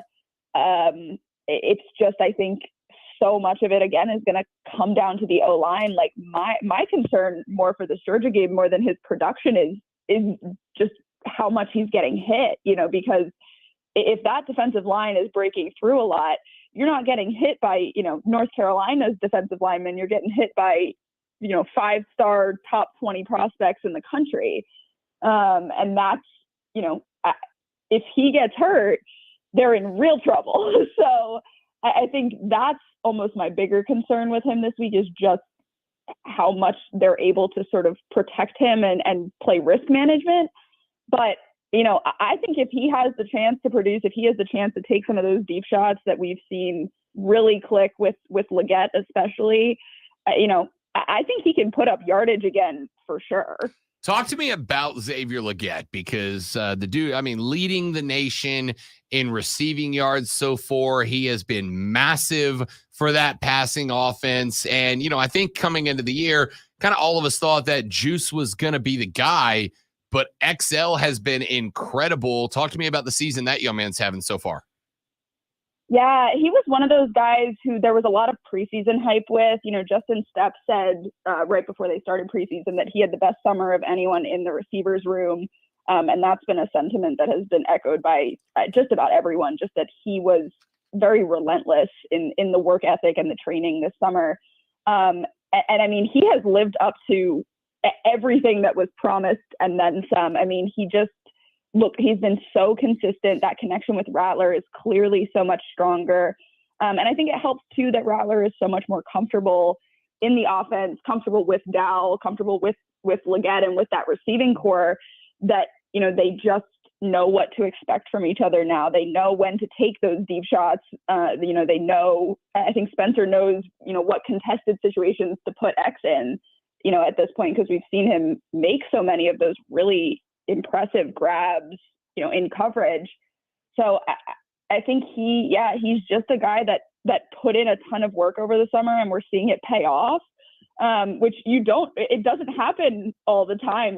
So much of this is, based in innate talent. So it's been really cool to see just him sort of hit his prime at exactly the right time. And I agree about Wells. I think he's still been dinged up, and once he's fully healthy, he'll be more in the rotation and in this mix. But I think right now, Legette's carrying the torch pretty well. So talk to me one more, Emily, about the running back spot, because obviously Dak Joyner was thrown back there. He's not at least in my opinion, natural running back. I think we kind of got that exposed a little bit during the Carolina game, but I also know that the belief was that the depth is not there. But we saw Anderson step in and take some tough physical carries up the gut. Are we going to see a little bit more rotation at the running back spot? I honestly don't think South Carolina can afford to be a balanced team in this game. I think they've got to try to put the ball down the field through the air. But when they do decide to go to the ground, are we still going to see Dak at RB1? Do you think there's a chance Mario Anderson might get more totes? Like, kind of what's the rotation going to look like behind the quarterback? Yeah, I think DK is still kind of holding on to that RB1 spot. I think, there's the most comfortability with him among the coaches, and he's, been around so long that I think they just like having his experience back there. I would not be surprised at all to see Mario more in the rotation against Georgia, especially, Juju McDowell just being as small as he is, having a guy with a little bit more bulk like Anderson does against a D-line like Georgia's. I think gives you a little bit better chance to break some of those short, 3, 4, 5, 6 yard runs, than rather than having, McDowell get stuffed at the line. But yeah, I mean, this is not a game I'm expecting a lot of rushing. And I frankly think it will be poor play calling if there is a lot of rushing, just because that aspect of their game is just not ready yet. The running backs aren't ready. The line isn't ready. And so I think you need to lean on the tools that you have. And the tool that you have is named Spencer Rattler, and he wears number 7. So I think as much as the ball can be in his hands, I think that is the only thing that's going to kind of give them a chance to stay in this.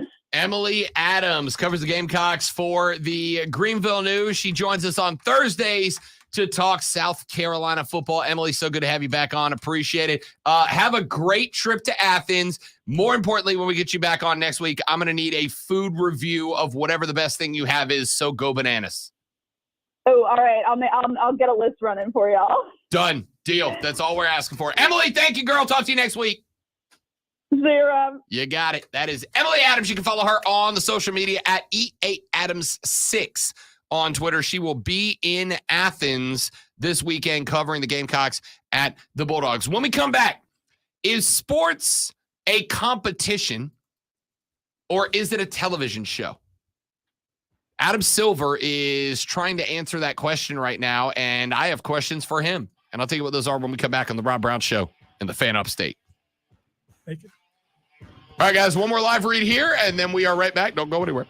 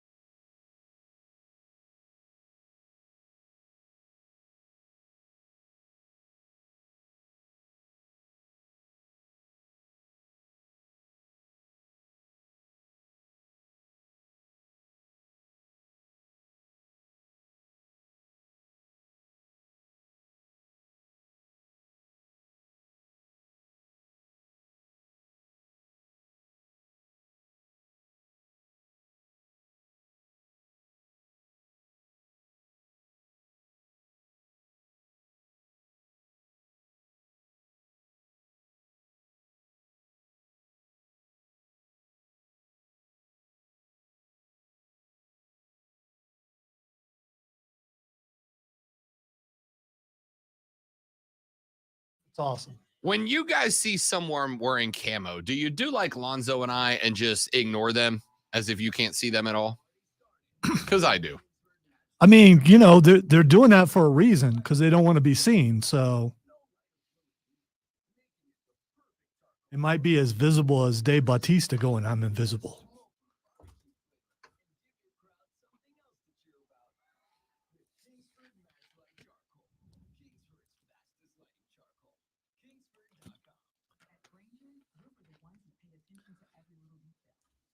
There's actually been breaking news, 2 breaking wrestling news I just saw stories. I just saw it. Well, I saw one of them. I didn't know there were multiple.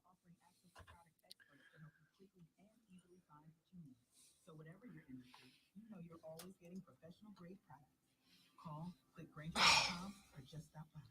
Grainger, for the ones who get it done. Like any good agent, we're here for the open house, for the closing, for handing over keys. But because we're realtors, we're here for so much more. Agents who are realtors volunteer. Just saw that Cam Newton has his own show now called 4th and 1. And ensure fair housing for all. Realtors are bound by a code of ethics. We're here for it all. Realtors are members of the National Association of Realtors. That's who we are. Discover credit cards automatically double all the cash back you earn at the end of your first year, which means, wait, hold up. Question for the audio engineer. Go ahead. Did I read that right? Discover automatically doubles all your cash back? Yeah, that's what the script says. So if I get a Discover card right now, I can earn twice the cash back. Apparently. Wait. Unlimited first year cash back match. Only from Discover. See terms and learn more at discover.com/match.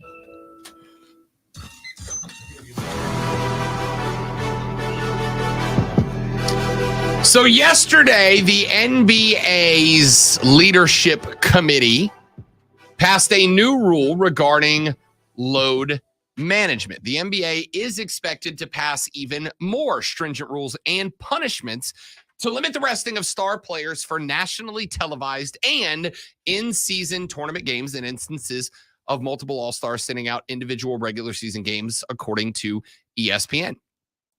The NBA's competition committee recommended a plan that the league's board of governors is expected to approve. It would ultimately give the league office authority for greater oversight over discipline for missed games and an ability to fine teams over $1 million for each instance of violating resting rules, according to sources.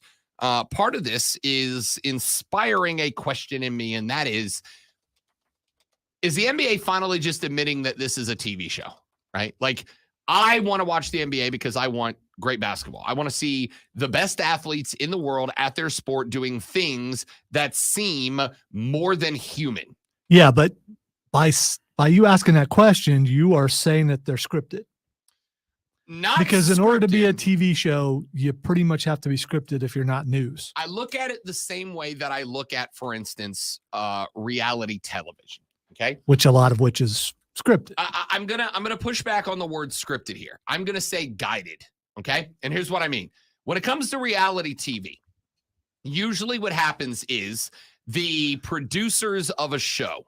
Let's go back. So you think it's more improv than it is? So that might be a more fair description of it. Yes, right. So I guess what I'm saying here is a producer for a reality TV show is going to set up a situation, a circumstance. They might massage some information, provide some information, withhold some information. They may tell the cast something that is or is not true about other people, and then they basically just film the results, right? So, for instance, you look at The Bachelor or The Bachelorette, right? The reactions to situations, I think, sometimes are real. But I think the situations themselves are false. The producers basically guide the participants into a box, and then they watch what they do when they put these participants in that box. Well, a radio show can be that way to a degree. You Sure. write your outline. You think you know, especially if you have other people on the show, you think you know how they're going to react to certain things, and then you let it go and find out if you were right or not. Sure, exactly. Like I said, I mean, it's no secret that every now and then I will toss a question over to Lonzo that I'm tossing to him because I want to see how he reacts to the question or what his answer to the question is. Can I shock him with this information? Can I stun him with this information? Can I make him laugh with this information? What's the reaction I'm going to get? That's this. Now, in order to do this, and by the way, what the proposed rule is that teams can be fined if they rest two or more star players during a nationally televised or in-season tournament game. We've told you about the in-season tournament the NBA is trying this year, where the games themselves will be part of the regular season schedule. And if you make it into the semifinals or the finals, those last games will be played in Vegas. If you do not, then 2 more regular season games are added to the end of your schedule to make up. So everybody's still going to play the same number of games, but they will do it either in the tournament in Vegas or they'll have those games added at the end, blah, blah, blah. The NBA is defining a star player as someone who's made the All-Star or all NBA teams in any of the 3 previous systems. And the rules, the new game is, you will begin with a $100,000 fine, then a $250,000 fine for the second offense, $1 million more than the previous penalty for each additional fine after that, right? So the third fine, you're paying $105 or $1.250. Third fine, $2,250, so etc. Work your butt off to become an all-star so you don't have to work anymore. No, not entirely, because there are more caveats to this. Number 1. Teams must manage their roster to ensure that no more than 1 star player is unavailable for the same game. Number 2, teams must ensure that star players are available for national television and in-season tournament games. Number 3, teams must maintain a balance between the number of 1-game absences for a star player in home games and road games, with a preference for those absences to happen in home games. Number 4, teams must refrain from any long-term shutdown or near shutdown when a star player stops participating in games or plays a materially reduced role in circumstances affecting the integrity of the game. That being said, Ben Simmons is going to be shut down because the 76ers gets bounced from the playoff. He's still got to play in the meaningless games, and he cannot check in, play 1 possession, check back out, and go, okay, I played. He's got to play meaningful minutes. And finally, teams must ensure that healthy players resting for a game are present and visible to fans. So if James Harden's going to miss a game, he's still got to dress up, and be at the game so the people who bought the tickets. Now, fine, whatever. I get your point. You're just basically trying to make this more attractive for people watching at home, and I get that. But here's my question. What's going to happen when star players start going, I'm hurt? Are you going to question the medicals of these teams? Are you going to question the medical teams of these teams? Are you going to go, yeah, we don't believe you, and creating a situation where teams are going to either be forced to play players that claim injury or fined for not playing a player who is forced an injury? This is going to be, I think, a very gray area, because you may have to start telling players, yeah, we don't believe you're hurt. That becomes a very dangerous and potentially litigious area to navigate. Good luck, NBA. Third hour's next on the Rob Brown Show on the Fan Upstate.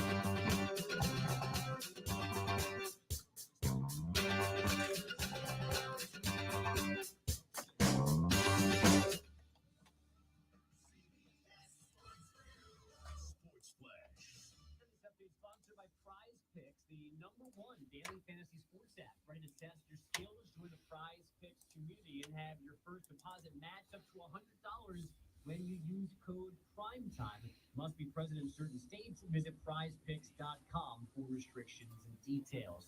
The Atlanta Braves did it again. Ready with a 2-2. Oh, nice, JD. Well done. And the Braves are National League East champions for the 6th year in a row.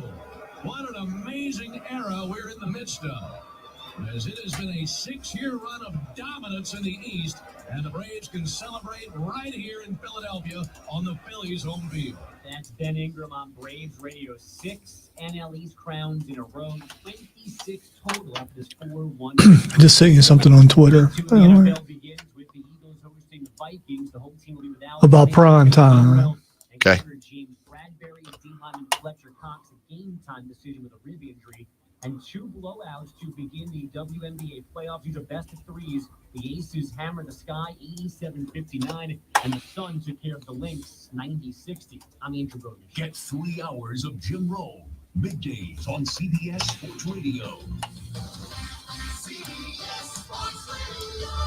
I'm Ty Burrell, actor and small business owner. I'm going to show you my 5 steps for making the perfect radio ad. This one's about innovation refunds and the ERC. First step, be relatable. As a small business owner, I know that. Yeah, Steven, I was encouraged. I've wanted to grow my hair back out since college, and it's just every time I get to the point where I'm like starting to commit to it, either I get frustrated with it, A, or B, something comes up, like I get a TV shot where I've got to cut it. But now that I've got the Fat Fabio's taken, he cannot do correct, that. I can't be that. That's me over here. Now that I have the now that I've got the flow going and I'm getting married in a year, I told Courtney the goal is I'm going to go till September 1st of next year without cutting it. See how long it gets. From September 1st until September 19th of next year, I'm going to go full mullet with it for like 2 weeks. And then the day before the wedding, I will go back to a normal haircut. The thing is, I'm going to get all the blame on this. You know, I had nothing to do with it. No, you're not. Little brothers. Okay, there we go. There we go. Put the blame on the little brother. They don't see him, though. They see me. So.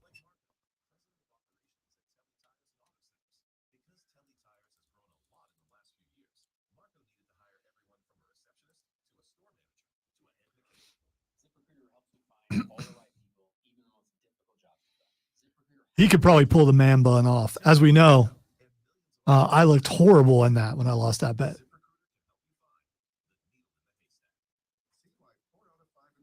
He could probably already do the man bun if he wanted to. Sean? No, you. Oh, no, I can't. I mean, how much of a bun does it have to be a bun? You definitely could get the mini pony. Well, the problem is if you're going to to do that, you have to undercut it. So like Seth does, so you can pull it up and not have all this going on. It's not there yet. I tried the other day to do like the wraparound samurai where you like leave it down in the back and you go like this, but it's just not there yet. But like another 2 months. You'd have to make it too tight too, and that kind of hurts. By the way, the thing I sent you is about Colorado State coach throwing shade at. Oh, I saw that this morning. Yeah, okay. I don't know if that's a good move. At this point, like after what happened to Matt Rule, why would you talk smack at Dion and that's fire for him? Maybe you want some publicity. Get your name out there because I never heard of this guy till now. Prime will make you famous.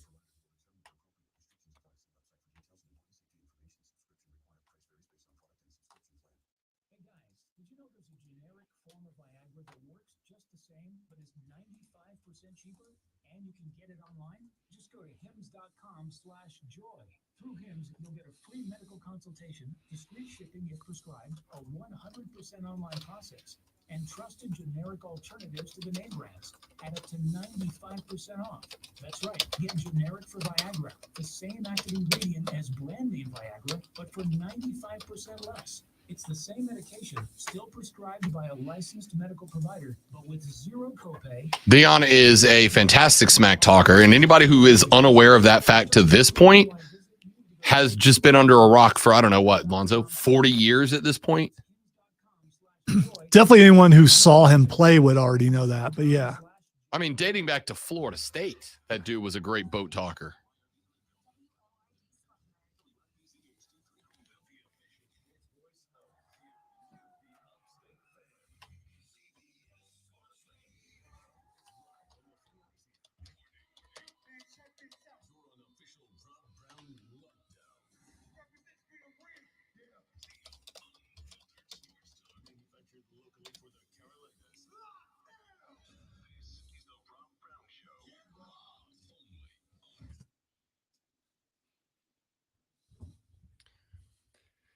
The third, the final, the best, the money hour of the Rob Brown Show goes now, ladies and gentlemen. Welcome back. This is the Fan Upstate. Howdy, y'all. Rob and the great one, Lonzo, with you on a lovely Upstate Thursday afternoon.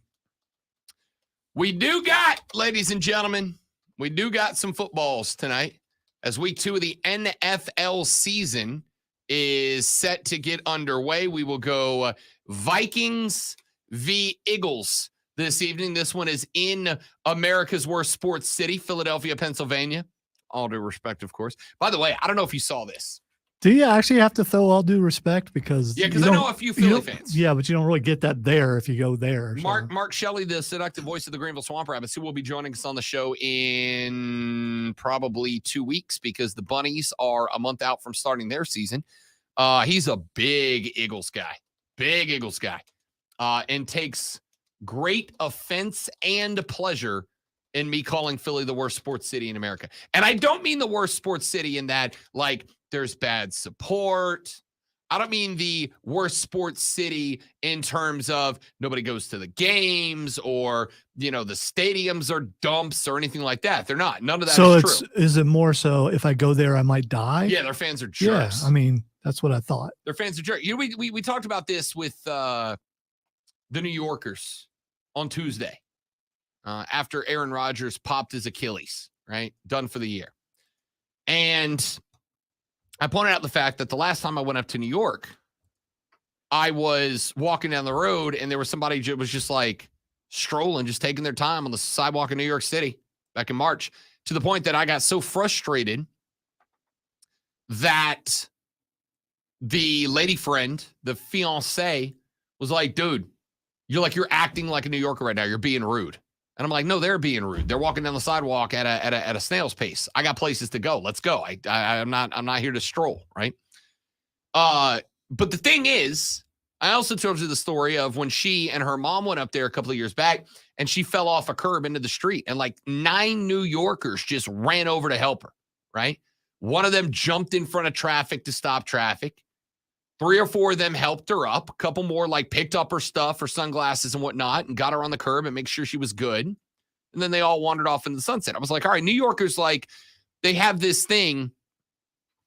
They have this thing where they are, they got this rep of being rude, but it's just that's what you have to do to be able to live in New York City, because there's too many people in too small of a space all trying to get stuff done. And then you mix in that, 1.5 out of every 4 people that are there are tourists who are just meandering and taking in the sights.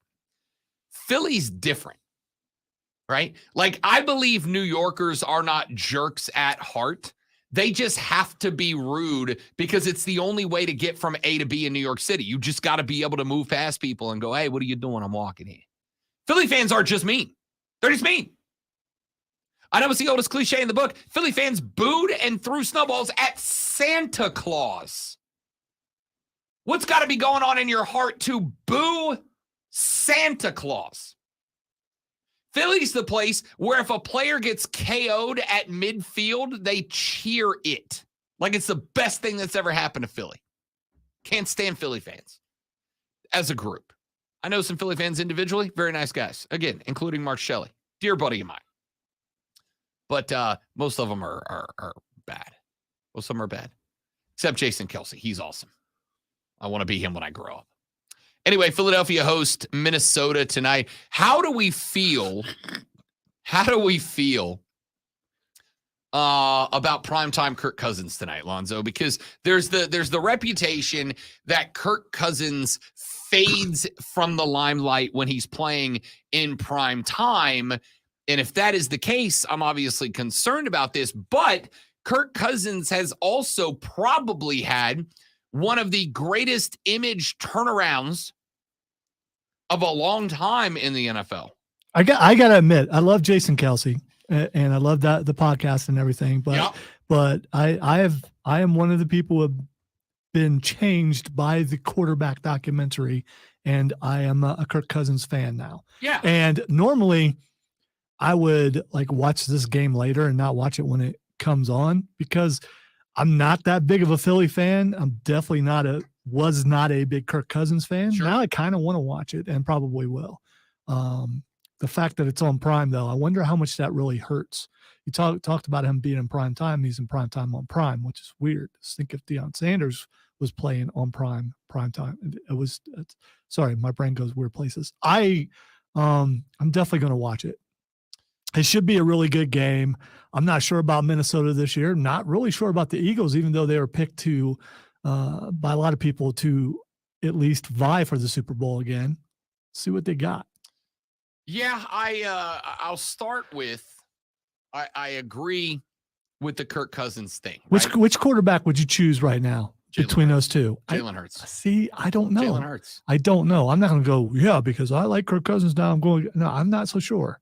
I think Kirk Cousins consistently has been has had better stats. So I don't know. I am looking at what Jalen did last year. And yes, I am aware that it takes 22 to get to a Super Bowl. But in the NFL, it takes 22 plus a quarterback doing quarterback things, and Jalen accomplished So that. do you take into account the fact that San Francisco would have been in the Super Bowl if they had a quarterback? San Francisco absolutely. If Brock Purdy doesn't go down in the playoffs last year, San Francisco's in the Super Bowl. They would have. That being said, last year, I think, and again, Brock Purdy. I like how we start talking about Kirk Cousins and suddenly he's trending. Stinking AI. We're trendsetters around here. It's the AI or the government or both. Or it's just that we're influencers now.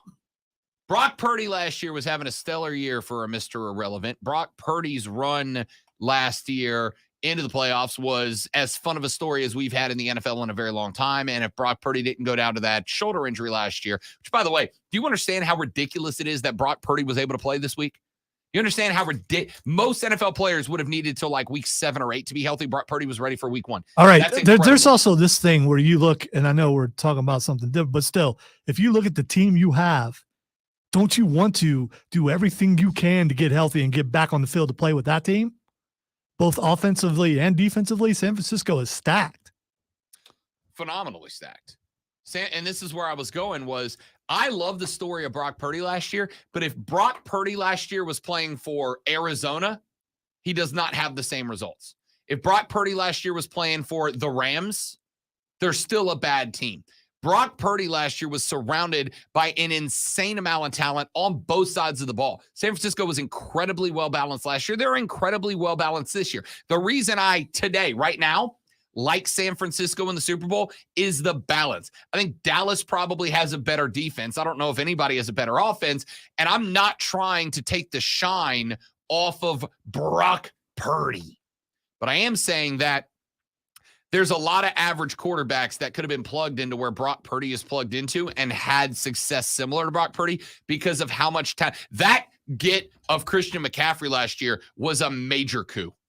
I don't think you understand how big that was. And the fact that CMC was able to stay healthy. Why? Because Kyle Shanahan realized how to use that dude. Unlike Matt Rule, who thought he had a power running back and ran McCaffrey off guard every time he touched the ball, Shanahan was like, no, we're going to put you in space. We're going to get you out wide. When you run, you're going to run off tackle at the very closest. We're going to put you into screens. We're going to give you the ball in space because A, that's your strength, and B, we want to get you hit harder, less often. But in the Panthers' defense, I mean, who else did they have, really? So, I mean, he goes to San Francisco where there are weapons all over the place. You don't have to use them that way.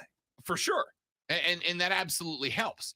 It still does not mean, listen, even though you did, I mean, you had a power back last year because you had Chuba Hubbard on the roster, right? But even if you didn't have a power back last year, I still think you can't run Christian McCaffrey that many times off ball. He's going to get hurt. 49ers are not doing that. Also, by the way, I don't know if you've heard this yet, but their best wide receiver, not named Debo, Brandon Ayuk, the 49ers radio team call, Alonzo, I don't know how I feel about it yet. The two guys in the booth for the 49ers are both like in their early 60s. And when he scores, they go, and I'm directly quoting, Ayuk is on fire. That's their touchdown call for Brandon Ayuk. And I don't know how I feel about it. What's wrong with that? Did they do it with some panache? Did they do it with some power? Ayuk is on fire. That's how they call his touchdowns, and I do not know how I feel about it. How else should they call it? I mean, that's the touchdown, Brandon Ayuk. Oh, come on. Come on. I don't know how I feel about it. It's like should I recreate someone saying touchdown Rebels? I don't know. Should I do that? That's a great call though. Yeah. That's a Hall of Fame call. All right. I'm just saying. I don't know. the Madrid texted me earlier because I was talking about TK and Tay, and I said, hey, I appreciate 87. He shot a shot. And she's like, dude, you're getting dangerously close to being the old man who still tries to talk like the kids and sound cool. And I was like, yeah, but I still got it. I think maybe if those dudes were in their like 40s, I'd be a little less weirded out about it. Do you though? Are you sure? No, I'm not sure. I was gonna say, when's the last time you spent a lot of time or other, maybe at the concert last night? I don't know, around people in their 20s or lesser. I now want those guys. I want these 60-year-old guys in the box to be like, yo, Deebo Samuel's good, no cap. I would subscribe to old guys call with young guy words. That'd be great. But why did you sound like Jim Rome doing it though? No cap. Okay, I don't know. Brandon Ayuk, game changer, no cap. Admittedly, I will say some things that I know that the Utes are saying these days just to get people to look at me because I am that old and I know that. But, yeah, again, it's a dope shirt. It is an awesome shirt. So, all of that being said, the 49ers are one of the most balanced teams out there. Between Deebo, Brandon Ayuk is on fire, and Juwan Jennings, their wide receiver core is set around. They've got George Kittle, who keeps flying under the radar as one of the best tight ends in the game because he's not TK. I finally. Seriously? Yeah, I'm actually serious this time. You didn't. Did I mention how old I am? My birthday's next week. I'm getting even older. Maybe it was your delivery. I heard it in my head the way it probably was done.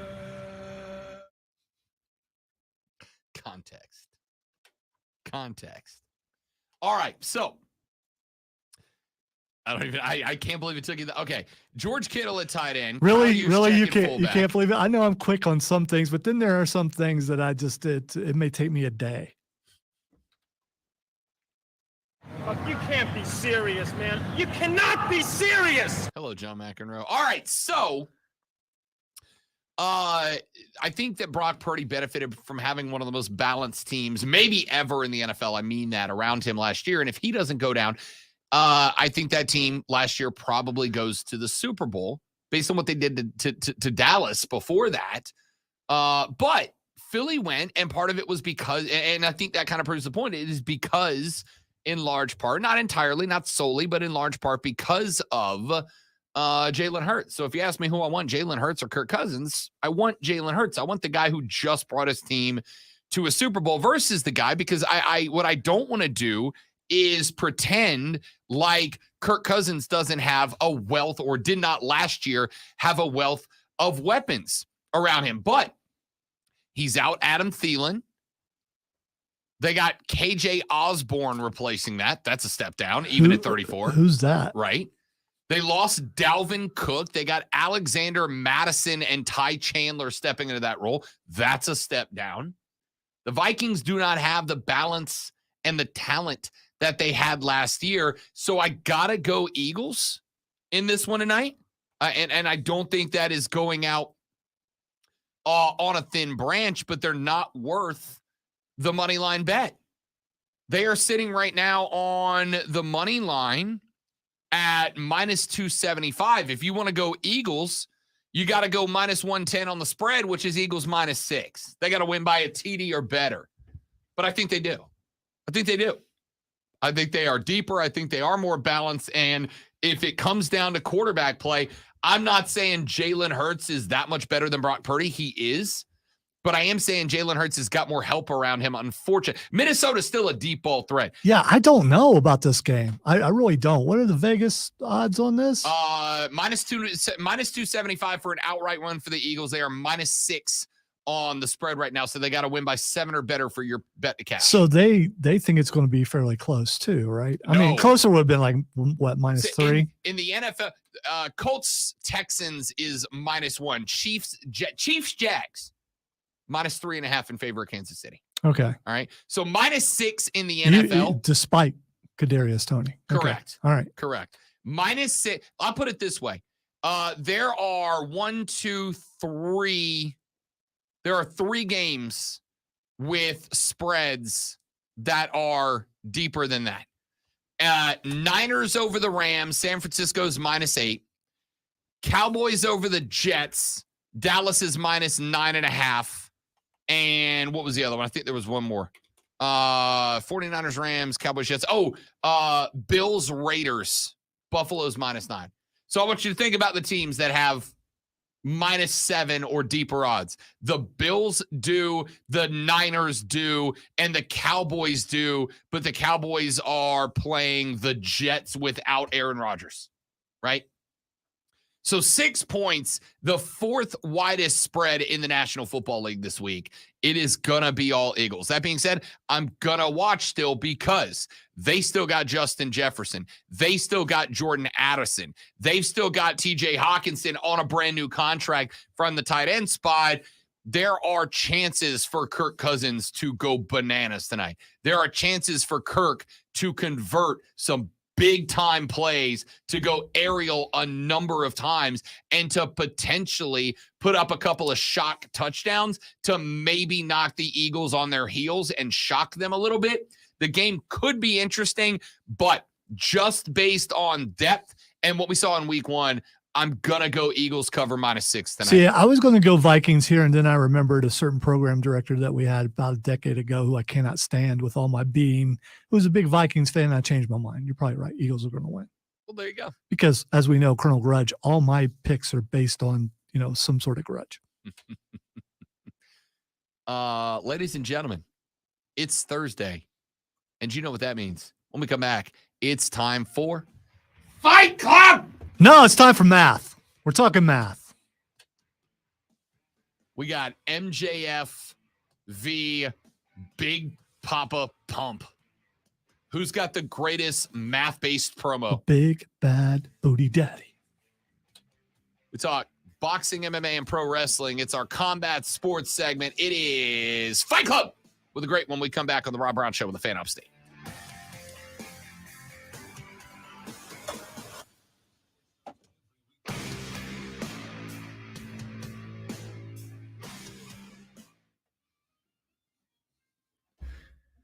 Realize some of the music I pick later have really long pauses in them, and if it hits right, it sounds good. If it not, it sounds like the bed's over.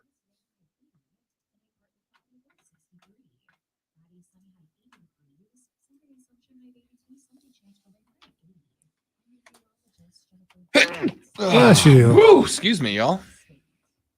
Hashtag Strong Island. I like it.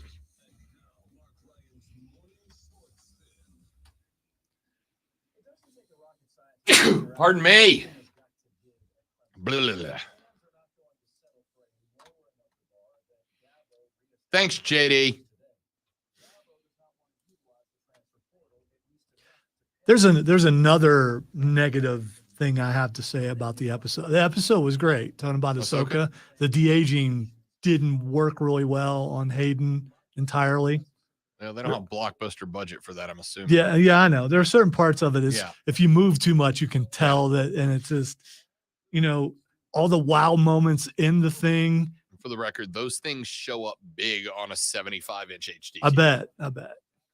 I was watching it on 65.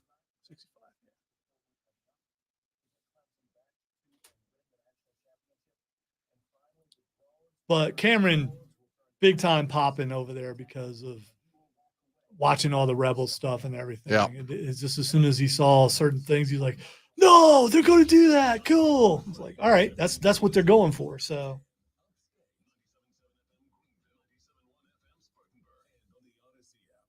A horrific car accident left Paula with major injuries and surgery after surgery. I got to the point where I really couldn't walk. I had to resign from work. I was really just laying in bed. It was terrible. I would go back under the knife. She missed working and traveling, but all that was about to change. QC Kinetics used natural biologics to treat Paula. No foreign substances. They provided regenerative treatments that helped subside the pain and restore her quality of life. Oh my gosh, I can't believe it. I was feeling more movement and doing stuff, and then I start crying. I'm like, I can't believe it. For Paula, this moment was extremely emotional. I couldn't do nothing. And now I'm working, and I was on my feet for 7.5 hours, and I feel good. I got my life back because of QC Kinetics. Call QC Kinetics now for your consultation. Call QC Kinetics, 864-448-3772. That's 864-448-3772. 864-448-3772. Hey, Mike. I like the light. Oh, hey, Jeff. Yeah, they're energy efficient and saving the business a ton on electric bills. I got them in the warehouse, too. Nice. And get this, Duke Energy Smart Path paid for almost 75%. Hey, where's this week gone? That way. Yeah, wow. It has been a quick week. We're almost done with Thursday. It's just, yeah.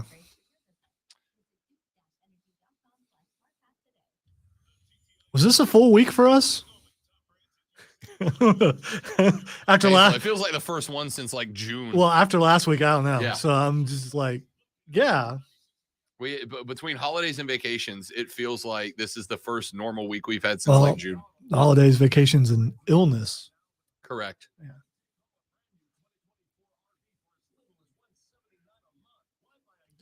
I do love the fact that I'm sitting there going, I can leave now. I can actually leave. I think I will.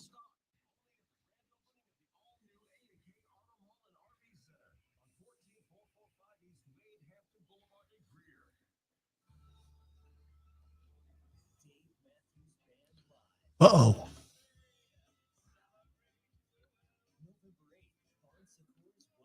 Oh, yeah, I'm going. Oh, yeah, I'm going. He's writing it down. No, I'm texting Courtney right now. Yeah. I don't know who's opening for him.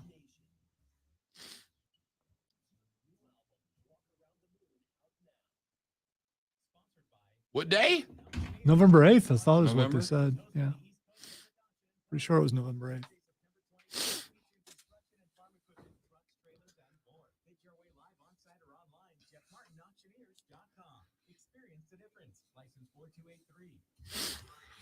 I almost don't want to go to another concert. That way, Weird Al's concert will be the best concert of all time for me. So if I don't go to another one, it will always be that.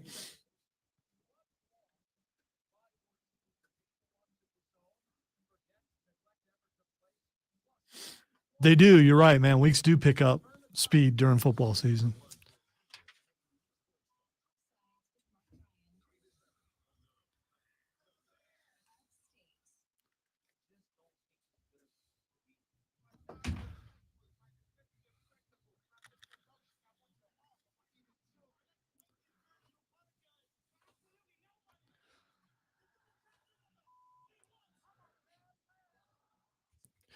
Welcome into the Fight Club, where today we talk about the only kind of math that that Rob and I subscribe to, that we are fans of, and that we are fluent in, and that would be Steiner math. And it's good to know that we are not the only ones, including the crowd last night in Cincinnati when MJF did his version. So we're going to play both versions of Steiner math. If you are younger and you don't, you've never heard it before.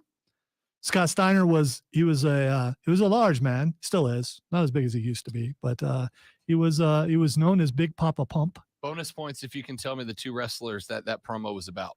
Well, I listened to, he mentions them. Oh, in yeah, there. that's he right. does You mention got them. the So if audio. you could do it before we play the audio. Bonus points for listeners who can tell me what two wrestlers that promo was cut about. It was a three-way match in TNA wrestling. Tell me who the other two guys were. I'll be impressed. You better make it quick though. Yeah. Because We're we're gonna listen to the because promo. we're getting ready to play the audio. Yeah, I cut the MJF clip a little bit because there's a tirade about our promo cut on Roddy, which is pretty good too. But had to get right to the math because it was it was epic. All right, let's start with Scott Steiner, who now is probably just as famous for this as he is for anything he did in the ring. You know, they say all men are created equal, but you look at me and you look at Small Joe, and you can see that statement is not true. See, normally if you go one-on-one with another wrestler, you got a 50-50 chance of winning. But I'm a genetic freak, and I'm not normal. So you got a 25% at best at beating me. And then you add Kurt Angle to the mix, your chances of winning drastically go down. See, the three-way at sacrifice, you got a 33 and a third chance of winning. But I got a 66 and 2/3 chance of winning because Kurt Angle knows he can't beat me, and he's not even going to try. So, Samoa Joe, you take your 33 and a third chance minus my 25% chance, and you got an 8 and a third chance of winning at sacrifice. But then you take my 75% chance of winning, if we used to go one-on-one, and then add 66 and 2/3%, I got 141 and 2/3 chance of winning at sacrifice. So the thing is, though, he is struggling so much in there. It's like, how long did it take for him to memorize that? I was going to say the reality is he was struggling because he had to memorize the numbers. There was no way he was doing any kind of math on the fly, and there is a 141 and 2/3% chance of that statement being true. All right, so he's not known as one of the greatest orators, but the next guy absolutely is probably top 3 in wrestling right now, I would say. The guy he's going against, Samoa Joe, has got to be up there because he can go toe-to-toe with anyone. How about Samoa Joe being on the receiving end of the 2 greatest math-based promos of all time? Here is MJF, and listen to the crowd in the background when he starts doing it. Let me get it through your thick, fat skull with some simple math. See, normally if you go one-on-one with another wrestler, you got a 50-50 chance of winning. But I'm a genetic freak, and I'm not normal. So you got a 25% chance at best to beat me. Then you add my boy Cole watching my back to the mix, your chances of winning drastically go down. See, at our match at Grand Slam, you got a 33 and 1/3 chance of winning, but I got a 66 and 2/3 chance of winning because everyone in New York knows you can't beat me. So Samoa Joe, you take your 33 and 1/3 chance minus my 25% chance, and you got an 8 and 1/3 chance of winning at Grand Slam. But then you take my 75% chance of winning, since we're wrestling in my home state of New York, and then you add 66 and 2/3% chance, I got a 141 and 2/3% chance of winning at Grand Slam. See, Joe, the numbers don't lie, and they spell disaster for you in our thrash. Disaster! Because we're better than you, baby. So not only did he not only did he do it better and flawless. I mean, we don't know how many takes it took, but not only did he do it better and flawless, but he did it better and flawless. Yeah. I mean, I just he added his own little bit of math on the end. This guy, he can do anything on the microphone. Look, I pulled up the script from Steiner's promo before we started the show. Alonso told me about 15 minutes before the show that we were actually going to talk about this because I've not watched last night's Dynamite yet. I'm still catching up on Raw. Working from home last week. Hilariously, working from home cut into my wrestling watching time. So I pulled up the script from Scott Steiner because I wanted to see, could I get through it like MJF did? I'm reading it. Now, it is entirely possible that MJF had this on a card next to the camera and he was reading off of it. Even if he did. Still damn impressive. Yeah, but I don't think he did. I mean, the quickness, the cadence, all that kind of stuff. I tried to read. I've got it pulled up. I pulled it up before we came on the air. I tried to read through. I tried to get through it at the MJF cadence while reading it off the card, and it was still tough to do, and that dude just nailed it. And by the way, if you guys didn't hear the pop from the fans in the background immediately when they recognized what he was about to do to Samoa Joe, the target of the original promo, wrestling people are the best, man. All right, Josh, you're going to cause a problem here because he asked on the stream who is better on the mic, MJF or LA Knight. Oh, it's MJF. Who will win head? I mean, there's MJF. Yeah. I mean, I'm okay with LA Knight. I don't like him as much as everybody else does, but MJF would destroy him. And you know who else would? Samoa Joe would also destroy him. I wouldn't go that far. I really Come like on. Joe, but Joe's got to have that. Like Joe just kind of leans on the classics, right? Like you know who else would destroy LA Knight? And that would be Keith Lee, because LA Knight would be going, what did he just say?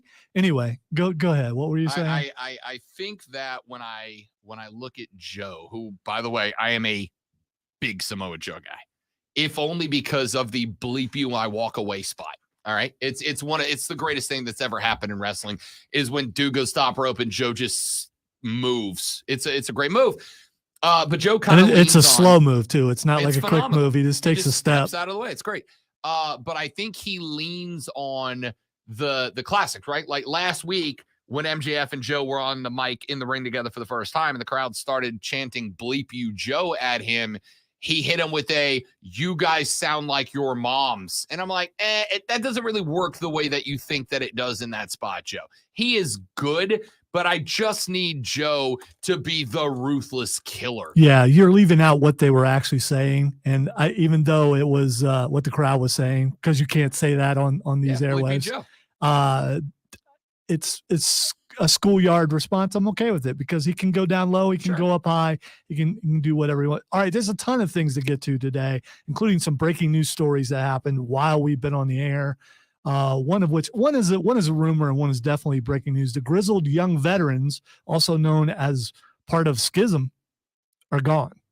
They're gone.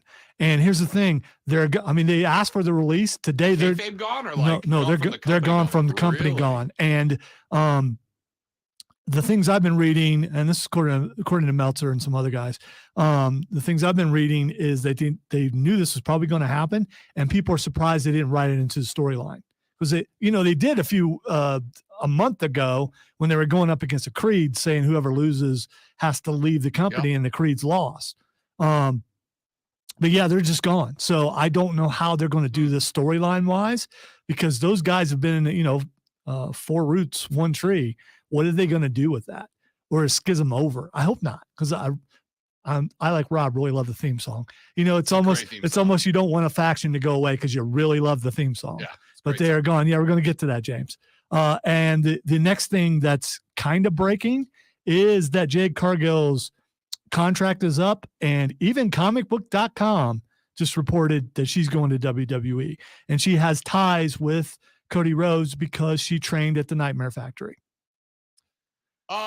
Look, it'd be and of course, right away, they're saying her against Rhea. Yeah, 100%. And I think she could go over. Jade Cargill is I think that'll be a clunky match, because I don't think either of them are smooth enough to go. And to me, this is Brock versus Goldberg the first time.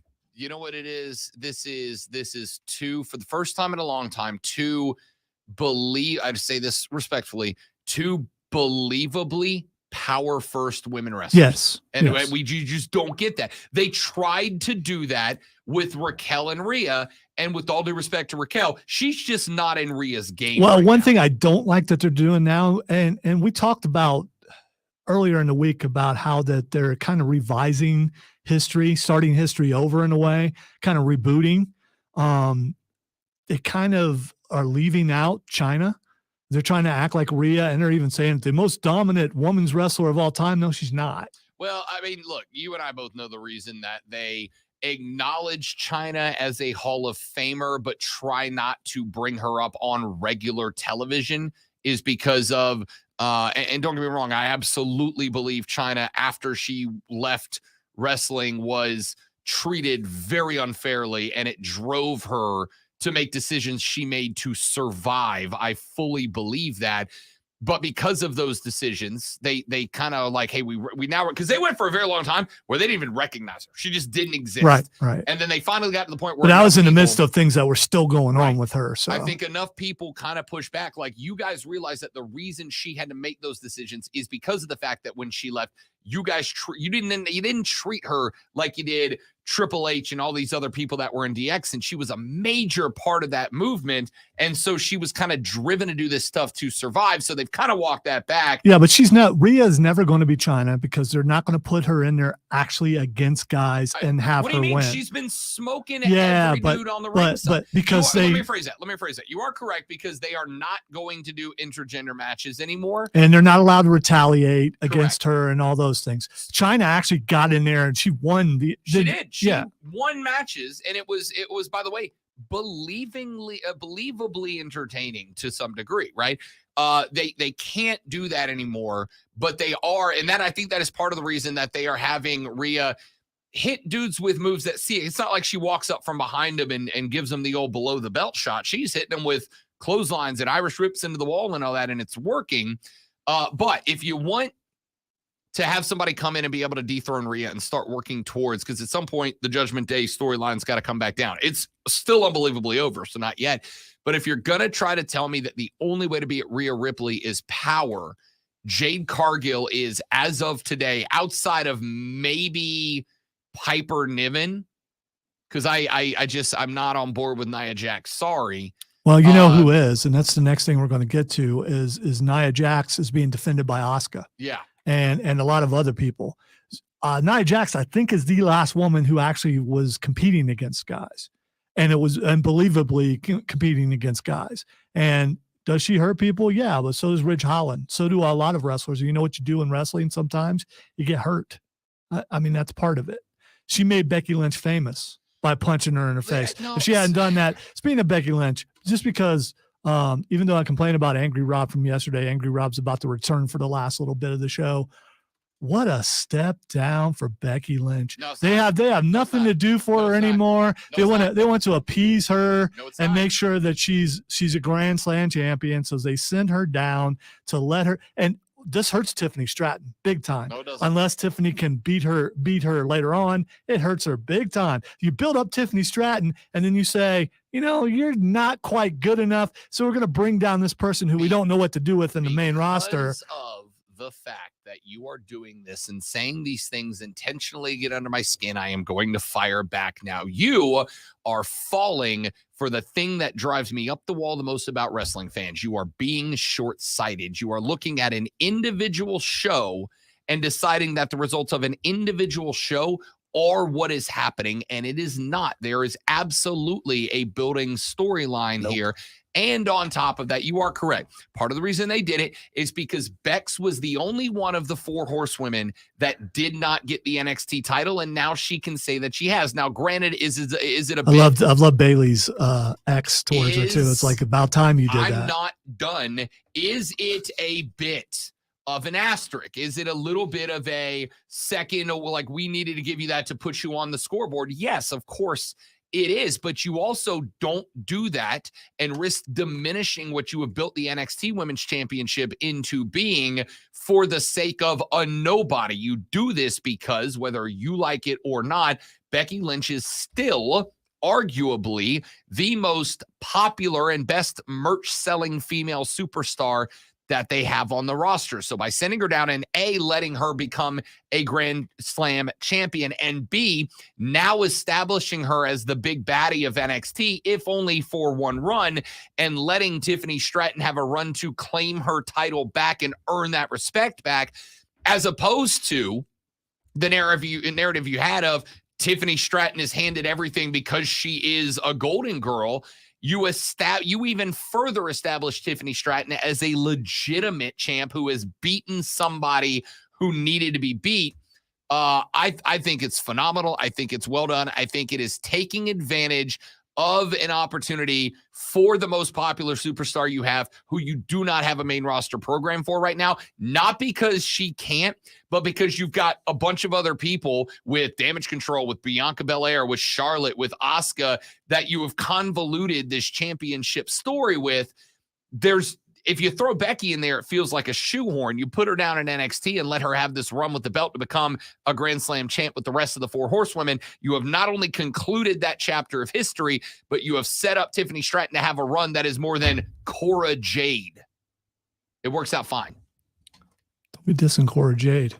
I had to. You did this on purpose. All right. So in the middle of the whole thing, I made the mistake. No, I read my email, which I should never do. Oh, hooray. A boss email. So I should not have read that. All right. A couple more things to try and get to if I can focus. Wes Lee is no longer with NXT. So I don't know if he. No. This is kayfabe. This is kayfabe. Okay. Yes. You can't. You got to tell me before, man. Well, if you watch the match on that same night, which should have been the main event, not Becky and Tiff, because of how good the match between Wesley and Ilya Dragunov was, it was a pay-per-view type match. It led the show off. It should have been main event. At the end of the show, he was being interviewed and he said, "I cleaned my locker out." He's like, "There's nothing else I can do. I'm out." His wife met him at the door. He kissed his wife, and they went and got in the car and drove away. So the question is, I mean, we speculated when the Creeds were gone that they were moving up. Wesley, I think, is moving up, and I think he's good enough, especially if you watch that match and watch some other matches that he does. Even though he's smaller, he is excellent in the ring, and I think there's one perfect place for him. One perfect place, and that would be with Bobby and the boys.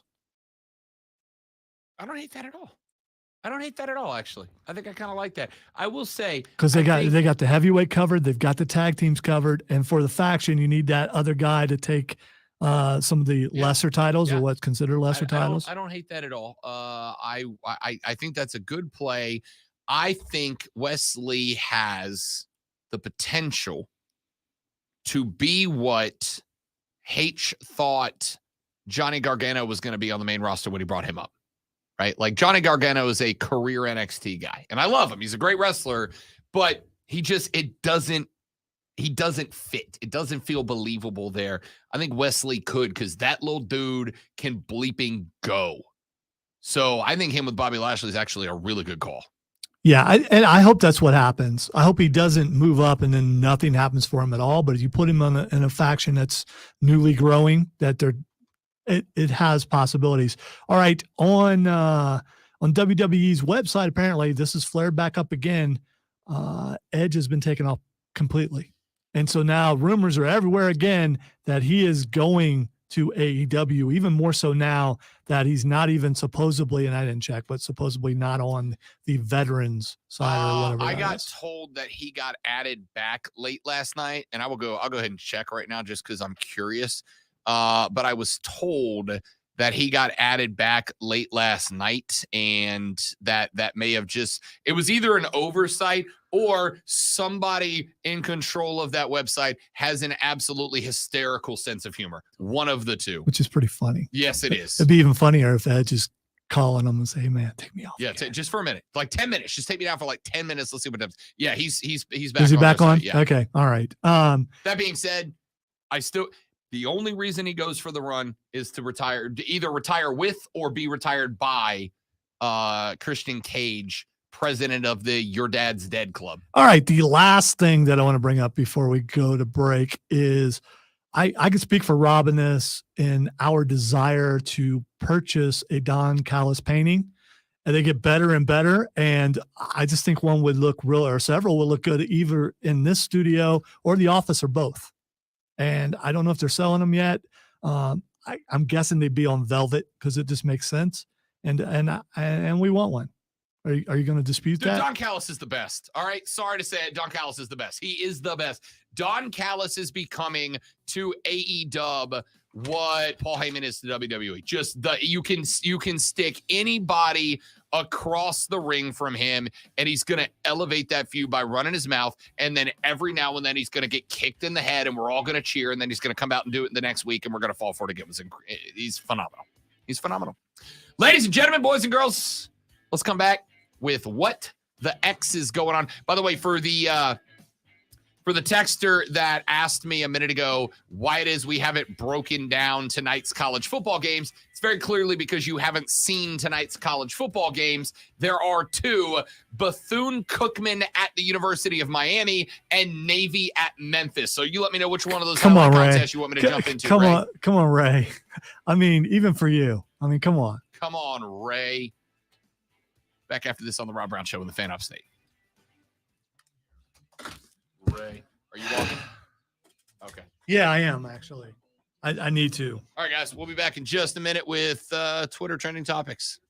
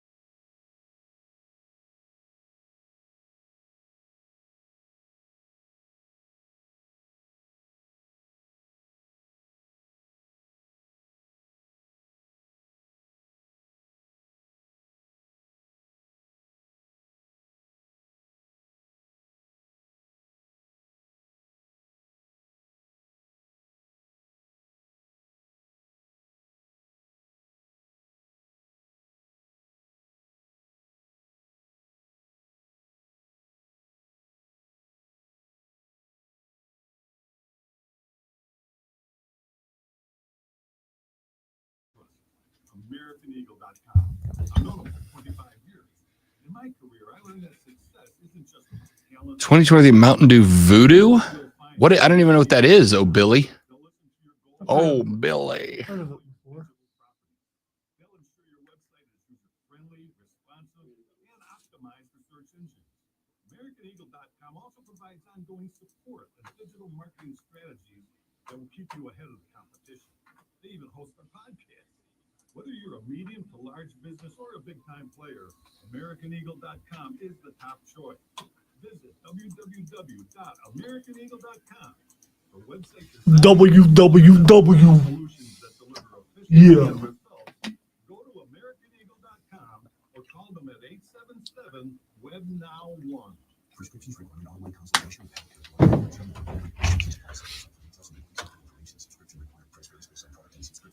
Hey guys, did you know there's a generic form of Viagra that works just the same, but is 95% cheaper, and you can get it online? Go to hims.com/joy. Through Hims, you'll get a free medical. You ate the entire wheel of cheese? And the process is 100% online. To start your free online visit, go to hims.com/joy. That's HIMS.com/JOY. Join us at Odyssey.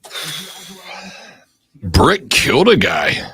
Use your vehicle less in September. Walk or bike to close destinations and enjoy more time outdoors. When we each share one thing, it becomes a million things for our planet. What's your one thing? This afternoon, pleasant with clouds and sun, high of 80. Weather brought to you by Barbasol Shaving Cream.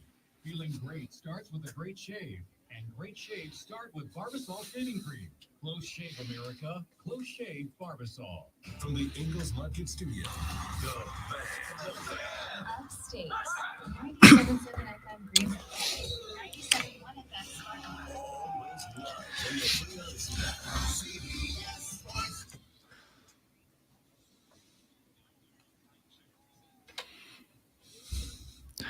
All right, it's time to ask Rob what the X is going on so he will let everybody know that he knows. Or try his best. And then you'll know because Or make he it knows. up. And then he'll let you know. And then everyone will know what Rob knows.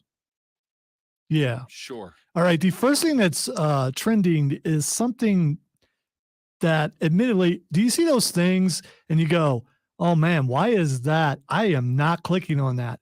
Here's one that I absolutely did not click on, but I'm sure Rob will know exactly what it is. Hashtag sensual. Me. It's trending about me. I put up a picture on the internet last night and it went. I absolutely will click on it. Will you? Because I'm not doing that. It's show research, man. Yeah, I don't. I mean, even for show. What is it? This is 100% not going to be on your list, but I cheated and I tricked I checked the trending. Trombone champ is trending. So I and Mark Ryan are both trending. Sensual and trombone champ are both trending. I'm sure there's probably some other meanings that you probably incredible. wouldn't be No, that's good it. with. Okay. All right. That's it. Okay. That's the only reasons. So I don't know why hashtag sensual is trending, but maybe it has something to do because with people Zach on the Wilson. internet I don't know. are forever. That. Yeah. Another hashtag. All right. The next thing that's trending is Colorado by 50. Colorado by 50 because, ladies and gentlemen, for some reason, we are 3 weeks into the season and people have still not learned maybe don't run smack at Deion Sanders. Maybe don't do that, right? Maybe don't. Jay Norvell is the head coach of the Colorado State Rams. And Lonzo, just refresh the memory of the people out there. Who does Colorado State play this weekend? Prime time.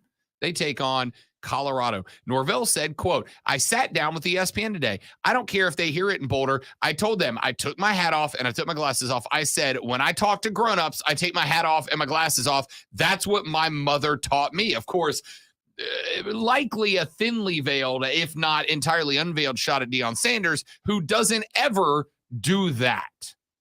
And it's the dumbest smack talk I've ever heard in my life. I could not care less if Deion takes his hat off and takes his glasses off when he talks to people, right? I don't care.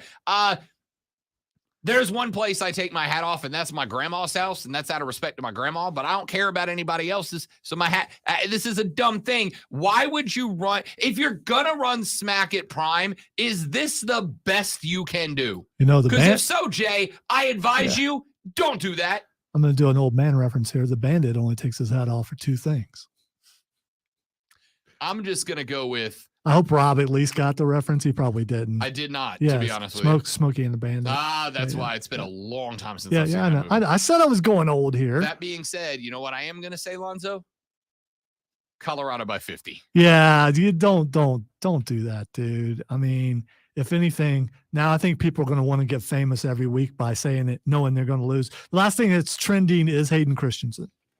So Ahsoka episode 5 dropped. I watched it last night. I think it is phenomenal. I think it does a great job of explaining why Ahsoka, played by Rosario Dawson, acts the way that she does. Like, we had a whole conversation with Captain America 7th down the hall, who's like, she's too stoic. She's not animated enough. And it's like, now you know why. And Hayden Christensen did by the way, phenomenal job of portraying Anakin as all three Anakins. Yeah. Young upcoming Jedi. Yeah. But was he a ghost or was it all in her head? I can't wait to find out. It's a great show. Ladies and gentlemen, that's it for us. Have a lovely rest of your day. We'll be back tomorrow. We'll give you our picks for the weekend and more. That's Lonzo. I'm Rob. Back here to try again tomorrow on the Rob Brown Show in the Fan Upstate. Later. Yeah!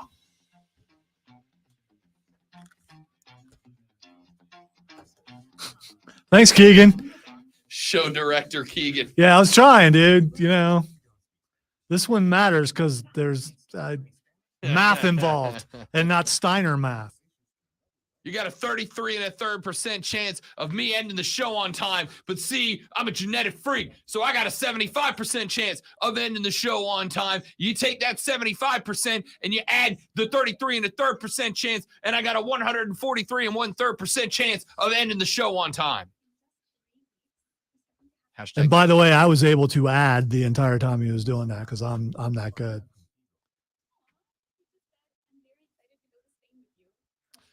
All right, dudes and dudettes, you're all amazing people. Rob Brown went hard in the paint last night, so he is going to go work in the dark now. Thanks for hanging out. Hope you enjoyed the show. Tell your friends about us and come back tomorrow for more ridiculousness. Have a lovely day. Goodbye.